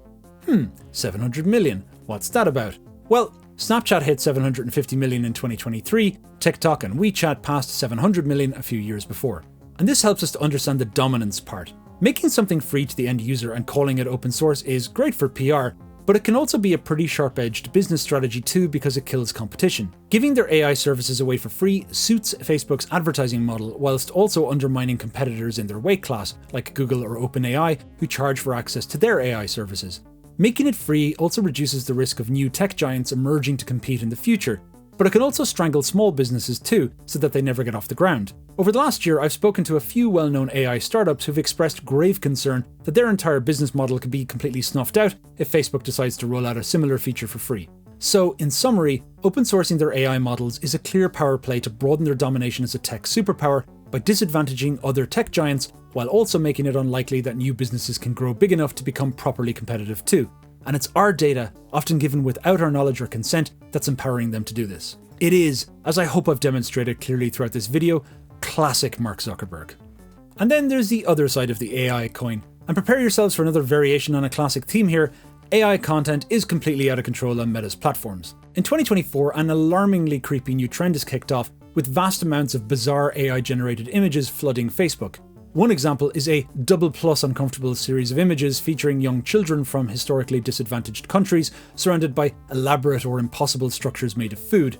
In particular, the theme of overabundance of food just feels really ugly and mean-spirited to me. There are many others that are just overtly racist in theme, which I'm obviously not going to show. Then there's the endless series of pictures of Jesus. Shrimp Jesus, Crab Jesus, Jesus performing feats of heroism or revealing himself in unexpected places. There are all kinds of hyper-real cutesy images of babies. Babies with kittens, wide-eyed babies with miniature kittens, babies with Jesus. Okay, this one's actually kind of funny.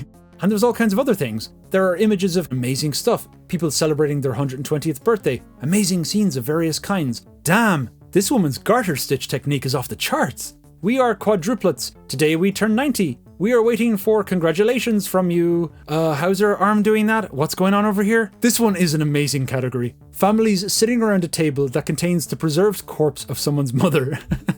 Okay, so I've kept most of these examples light, and you might be thinking, this all seems harmless enough, Tantacrul. Tantacrul, get a grip. Well, you see, with this stuff flooding Facebook, an enormous number of these images are going viral. In the case of some of the Jesus imagery, this is due to devout Christians around the world feeling obliged to comment on them. Amen. And resharing them further. Problem is, according to a Stanford Internet Observatory report in March 2024, a significant number of the pages that blast out this content are either spammers, trying to direct people off platform to content farms, or just looking to straight up scam the vulnerable, using the comments section to obtain information from them. And there's evidence, yet again, of multiple pages owned by the same people acting together to boost virality. And of course, because anyone can blast out tons of AI-generated images every day, the compound effect is that it feels like the platform is being taken over by it. Once you've seen a few, you get sucked into the AI vortex. This aspect has been reported on by a few YouTubers already, many of whom fall into the category of crap, focusing their attention on what they see as the real story here. How stupid people are that they believe this stuff is real. Thing is, when it comes to scamming, I don't think it's a stretch to suggest that one of the advantages of using AI in this way is that it acts as a filter, much like the famous Nigerian prince scam that helps to identify the older, the more gullible or the less tech-savvy, the easy marks. But there's another worrying reason why these AI pages exist, which is to grow them to be as large as possible in order to sell them, almost always to unknown third parties who want those pages for unknown purposes. Like, imagine there was an election in a majority Christian country with a population that has historically been vulnerable to disinformation, like Ethiopia. Well, if you've managed to create a significant following among Ethiopian Christians on Facebook through the use of seemingly harmless AI-generated Jesus imagery, there might be some folk interested in the outcome of that election who'd be willing to take that page off your hands. The marketplace for buying and selling accounts is not hard to find. I mean, it's all over Reddit. Have a Facebook page with 50k followers to sell? Please contact me, just serious buyers. Hi, is the followers majority in the USA? Please PM me the details. On swapped.co at the time of writing, you can buy an Instagram account with 1.4 million followers, 90% of whom are women, 25% of whom are in the US, for $5,000. Many would feel safe signing up to Unicorns Are Cute until... Congrats! You're now a card-carrying member of Alpha Battle Brotherhood, Iron Fist Nation. And this leads us nicely to the thing we've all been waiting for, the beginning of AI being deployed to sway political discourse. In May 2024, Meta dismantled a network of over 500 fake Facebook accounts and 32 Instagram accounts linked to the Israeli firm Stoic. According to Meta, the accounts presented as being owned by US citizens, but were all spouting AI-generated comments in various discussion threads, praising Israel and criticizing US campus protests over the war in Gaza. In this case, Meta, to their credit, seems to have been ready for this kind of inauthentic behavior. Now, the thing we've all been expecting to see is, of course, the use of AI-generated disinformation to influence the US elections this year. But because this approach is so obvious, Meta must have been preparing for it for ages. Sure enough, in August 2024, they announced the removal of tons of AI disinformation content, with the majority of abuses coming from... Oh, I wonder which country it might be. So if we're destined to see yet another major disaster in this upcoming election, I'd be surprised if AI plays a big part in it.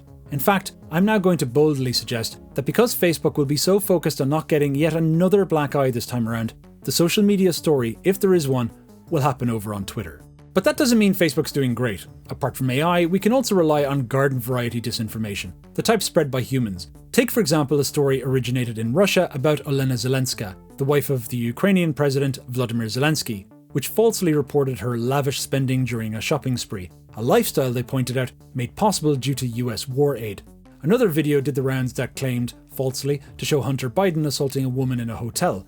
In August 2024, 2 British men were jailed for spreading false information about immigrants and asylum seekers, which contributed to violent anti-immigration riots that lasted a week in the UK. The riots themselves were set off by the lie, spread around Facebook and Twitter, that a man who'd 3 children in a violent spree was himself an asylum seeker. And in a move that may elevate risk a bit further, Meta has just announced their intention to shut down support for a service called CrowdTangle, a tool that enables outside observers to track the spread of disinformation on Meta's platforms. CrowdTangle has been used to prove embarrassing stories about Meta on numerous occasions. The choice to shut this service down in the run-up to the US election and replace it with a new tool many feel is much more restrictive is, what can I say? The decision has been met with damning and widespread criticism.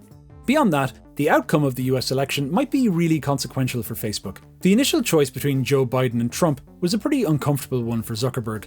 Biden strongly supported legislation to bring Meta to heel, whereas Trump has a massive axe to grind. He hates that Facebook banned his account and cracked down on disinformation after the January 6th riots, and he even threatened on Truth Social and in his new book that he'd imprison Zuckerberg for life if he interferes with the upcoming election.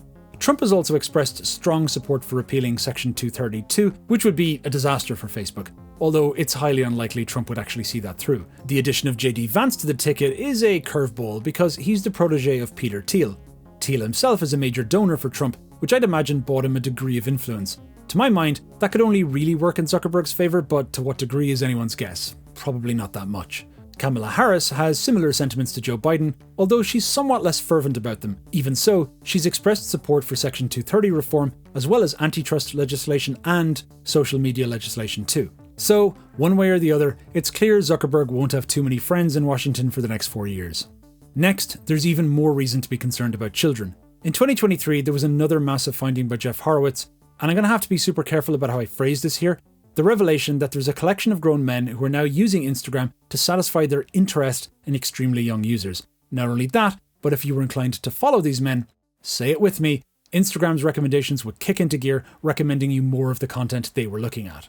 A New York Times article from February 2024 found even more evidence of this, running a story about the experience of some parents who reported receiving vile comments from grown men on pictures they posted that included their children, with some men making offers to pay to see more.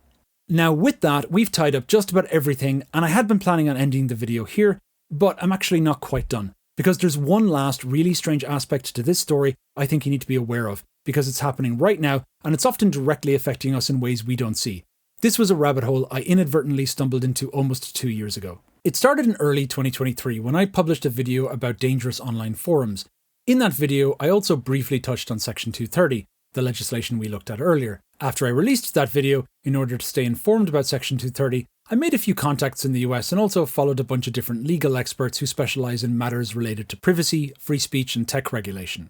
This allowed me to keep track of the latest developments by reading relevant articles, summaries and think pieces. In particular, I valued articles that offered deep legal analysis, and when searching for that stuff, I eventually stumbled across a group called the Chamber of Progress. Now, the Chamber of Progress members are staunch advocates of Section 230, and they believe it should remain unchanged, a perspective I thought it important to understand because I didn't want to be naive. As I mentioned, amending Section 230 would involve a very complex balancing of harms, and I wanted to understand those trade-offs in detail. So with this in mind, I'd occasionally read posts by members of the Chamber of Progress, especially when they were discussing ongoing lawsuits or legislation aimed at big tech. Sometimes I found their explanations very enlightening. However, I also noticed something strange about them. For example, one of their members tended to get in vicious arguments on Twitter, like all the time. Also, some of their takes were just baffling to me. Here's an example tweet I found particularly odd. People, AI companies are scraping my posts to train their models. Also people, here's a public photo dump of me when I was 19 because Twitter trends. This struck me as really childish and mean-spirited, seeming to suggest that if you happen to be naive about privacy, you don't deserve privacy. There was another time when the Chamber of Progress began posting criticism of the EU AI Act, the first sweeping standard for AI regulation in the world, arguing that it was a death blow to innovation. Thing is, like any legislation, there's a balance to be struck between protecting people, enforcing transparency, preventing potential harms, and yes, not overly hampering innovation. In general, I expect civic-minded legal experts providing commentary on these things to give an holistic overview, to help others appreciate whether those balances are acceptable or not. That said, their articles did give me pause from time to time. They made me concerned that perhaps the EU had overstepped. Nevertheless, over time, I began to see them as a bit of a broken record, ideological zealots who you could always rely on to trash any legislation of big tech with unwavering certainty. I also got sick of their constant bickering on social media too, so I quietly unfollowed their members and moved on. Then, about 6 months later while making this video, I put out a call on Twitter to interview Section 230 experts on the topic of the Kids Online Safety Act, and lo and behold, one of its members got in contact, offering to speak to me and wanting to know more about what I was up to. So I outlined the basic purpose of my video and received no response. Not even, oh I'm a bit busy, just nothing, which I found a little bit weird. They seemed really interested at first. Well, that got my spider sense tingling. Until that point, even though I'd followed some of its members, I was only aware of the organisation itself in the most haziest of ways. So I quickly logged onto the Chamber of Progress website to finally look at what they actually do. Chamber of Progress is a new tech industry coalition devoted to a progressive society, economy, workforce, and consumer climate. We back public policies that will build a fairer, more inclusive country in which all people benefit from technological leaps. Oh, that's reassuring. Then I looked at their partners section up here and, they're funded by Meta and Google and Amazon and Apple and Midjourney.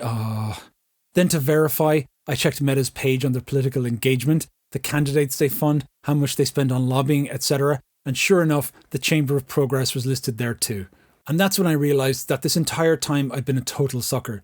I'd read so many articles on big tech, often with so many different threads to follow up on, I hadn't scrutinised stuff from this group carefully enough. I'd failed to ask the most basic of questions that you always need to ask when encountering opinions that don't quite add up. How do these people get paid? I thought I'd been reading the opinions of completely independent legal scholars. What really bothers me about this is that there's a broad spectrum of opinion out there and it's already not a level playing field. But for Meta to pump millions into one particular opinion, the opinion that happens to serve their interests, so that they're dramatically amplified, strikes me as highly unprincipled. I couldn't believe they'd managed to manipulate me from beyond their platforms.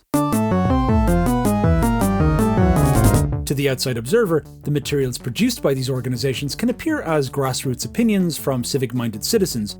Like if the articles I'd read had been accompanied with the disclaimer, Chamber of Progress is a lobbying group that receives funding from Meta, it would have completely changed how I regarded their work. And this is the final part of the new comms strategy I mentioned earlier. Enormous spending on lobbyists and influence groups to try and shoot down legislation or drive popular anger about tech regulation, often by creating PR campaigns and even documentaries that try to undermine legislators in the eyes of the public. In 2023, Meta spent $19 million on lobbying, but 2024 looks set to dwarf that. Spending in the first half of 2024 is already way higher than 2023, and also miles higher than any other tech giant. The Chamber of Progress is run by Adam Kovacevic. As one tech journalist puts it, Adam Kovacevic has become a dialogue quote for reporters, always happy to make big tech's case as the companies stay above the fray. For their money, the big tech companies get an organisation willing to push their viewpoints in the press, sometimes with spotty disclosure. What does he mean by spotty disclosure? Well, listen to how Kovacevic is introduced in this news report. He's the founder and CEO of Chamber of Progress, a center-left tech industry policy coalition, and it aims to ensure all Americans benefit from technological advances and works to make sure the tech industry operates responsibly. Hearing that, I'd think Kovacevic is holding big tech to account. For another example, in an article he published on a site called SEPA, the Chamber of Progress is described as a centre-left tech industry policy coalition promoting technology's progressive future. No mention of funding again. But if you go to the About section on the SEPA site and select Supporters, boom! Hello Meta! Kovacevic pops up regularly when you look up legislation that seeks to rein in big tech companies, usually in the form of an article on Medium that trashes that legislation. Sometimes this trashing is justified, sometimes it's really forced, clutching at straws. For example, take the proposed American Innovation and Choice Online Act, championed by Senator Amy Klobuchar, which seeks to limit tech giants' ability to unfairly promote their own services over those by smaller competitors. Specifically, it seeks to prevent the intentional disadvantaging of smaller businesses by doing things like forcing them to pay in order to rank highly in search results. The Chamber of Progress's response to this legislation is that it would break Amazon Prime. That's the doomsday scenario, forcing Amazon to rethink how Prime works. On all of this, I'm joined by Adam Kovacevic, founder and CEO of the Chamber of Progress. Adam, they're funded by Meta, Amazon, and a bunch of others. You forgot to mention that. talk to us about how significant this bill, if passed, could be. Zuckerson. That would mean that Amazon couldn't feature Amazon Basics brand products. It probably couldn't highlight Amazon Prime 2-day shipping products. Even if true, would that not be a price worth paying for a properly competitive playing field, where big tech can no longer monopolize absolutely everything? Listen to Amy Klobuchar outline the degree to which these groups are interfering with the legislative process. Let's talk about what we're up against. I'm talking about some of the most powerful companies in the world with armies of lobbyists and lawyers. They are everywhere, in every corner in this town, at every cocktail party, and all over this building. I tell my colleagues that they don't even know sometimes when someone is trying to influence them. I tell them they should ask the person if they're being paid by a tech company, or if they are on a board of a tech company, or if they have some affiliation with one of the big tech companies. They are also lobbying the American people with AstroTurf campaigning and other dishonest PR tactics. These companies have been telling anyone who will listen that acting to protect competition in our digital markets will sometimes or somehow cede our national security. Or it will outlaw Amazon Prime, claims that were disputed by the Department of Justice and Amazon's own lobbyists. But they don't stop there, because providing what appears to me as incredibly one-sided legal analysis isn't their only approach. They also run fear-mongering ads on Facebook too. Your Amazon Prime subscription is in danger, hoping, I suppose, that they'll motivate their target demographic to complain to the representatives to put them under pressure. And then, of course, there's the money. I think this is actually the best evidence of just how big and dominant and bullying these companies are. Running ads in states where people are in tough races, how obvious can it be? Message received. They also run other kinds of cringe PR campaigns. My favourite is their 2024 gem, Generate and Create, a campaign that celebrates, woefully, how generative AI is a force for creative liberation actually. Opponents of fair use are working to shut down AI-created art through legal and legislative action. We're fighting back. And being paid by Meta, Google and Midjourney to do so. How are they fighting back? Well, by creating a laughably produced YouTube video where they drag 3 artists to the stage to argue their case for them. These sad sacks then proceed to mumble unconvincingly about how Gen AI is useful for their workflow kinda. My favourite line by Kovacevic is this: Gen AI is a net plus for creativity overall. It's expanding access to creative tools for more and more people and bypassing a lot of the traditional gatekeepers. What gatekeeping is he talking about? The Salon de Paris? Is he talking about like the admissions process for art colleges or animation studios? To whom it may concern, it's been a dream of mine to study at your institution. I'm passionate, creative and hardworking. Enclosed is my AI-generated portfolio. Looking forward to hearing back. Timmy! They even created a rubbish website to kick off their Generate and Create campaign, and it's filled with hilarious cringe. I really do love it when legal professionals weigh in on matters to do with creativity. It's so cute. We didn't hire a professional designer or need to learn Adobe Illustrator to create our campaign mascot, Artie Fish. We created Artie to Midjourney, an AI tool to expand creativity. With AI, anyone can instantly create custom designs. Well done guys, that is how image generation works. Get a grip! I don't even understand why this is here. Is this meant to be inspiring? And also, Artie Fish? Please tell me the concept was AI generated too. But the icing on the cake was a tweet one of their more overzealous members put out, clearly getting a bit carried away after one too many doctrinaire Zoom calls. It's a masterpiece of nonsense, one of the most condescending backwards pieces of mumbo jumbo you'll ever read. For context, it's aimed at the artist community on Twitter and reads, many of the artists on here have demonstrated their dedication to keeping marginalised folk, including those with disabilities, out of their community and marketplace. Gen AI says, that! Those barriers come down now, and I'm here for it! As you can imagine, this caused absolute uproar, with an enormous number of critical responses coming from disabled artists who pointed out that far from being marginalised, their ability to create art provided a vital way for them to earn a living and interact with others online. One of my favourite responses was this: double combo! The diversity and gatekeeper card played at the same time. This is why big tech pays so much for this lobbying. But that's not all. Another purpose of this ridiculous campaign is to try and sell the idea that artwork generated by AI should be protected under fair use. Yeah, I know.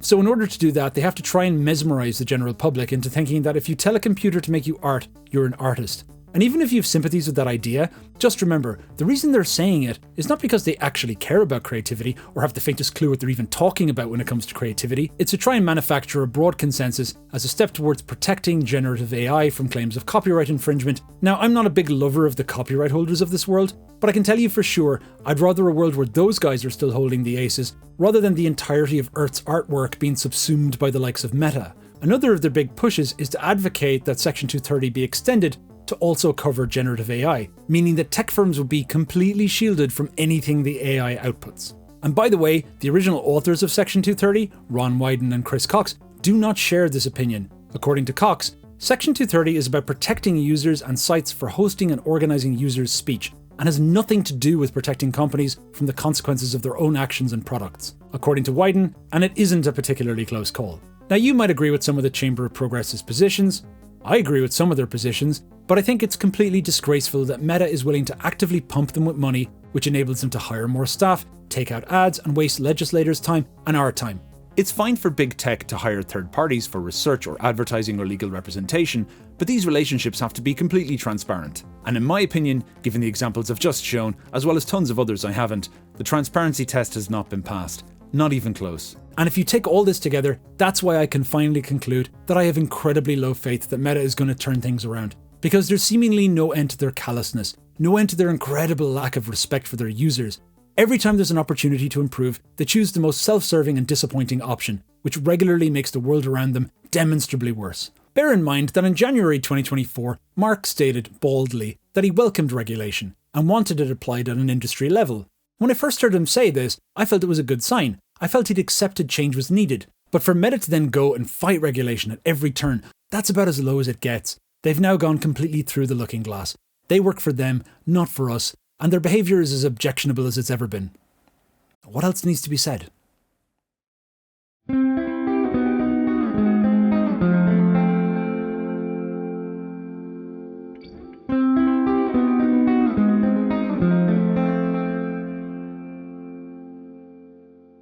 Meta regularly ranks in the top 10 lists of the most hated companies in the world. And this is really troubling because Zuckerberg answers to no one. Yes, he looks bad if shares plummet, but he can't be ousted for bad performance. He can't be ousted by his own company on any grounds, making him, to put it bluntly, possibly the most influential person on the planet, given his control over how we communicate. But he has consistently demonstrated a pattern of terrible judgment when it comes to negative effects on society. Why? Who knows? It's hard to know how much he's been influenced by the techno-libertarian ideas of those like Peter Thiel, but whatever the reason, he seems to be both ideologically or intellectually incapable of living up to his responsibility for the damage his platforms do. He's a top-tier developer and businessman, but unfortunately for all of us, that's all he is. As his one-time mentor, Roger McNamee, later wrote, "What I did not grasp was that Zuck's ambition had no limit. I did not appreciate that his focus on code as the solution to every problem would blind him to the human cost of Facebook's outsized success. And I never imagined that Zuck would craft a culture in which criticism and disagreement apparently had no place. His recent retreat from engaging in valuable social conversations, coupled with his attempts to actively hamper legislation, have made it clear, to me at least, that he's given up on the world, and that he sees his critics as opponents that need to be beaten. So, what can be done? Well, there are three angles.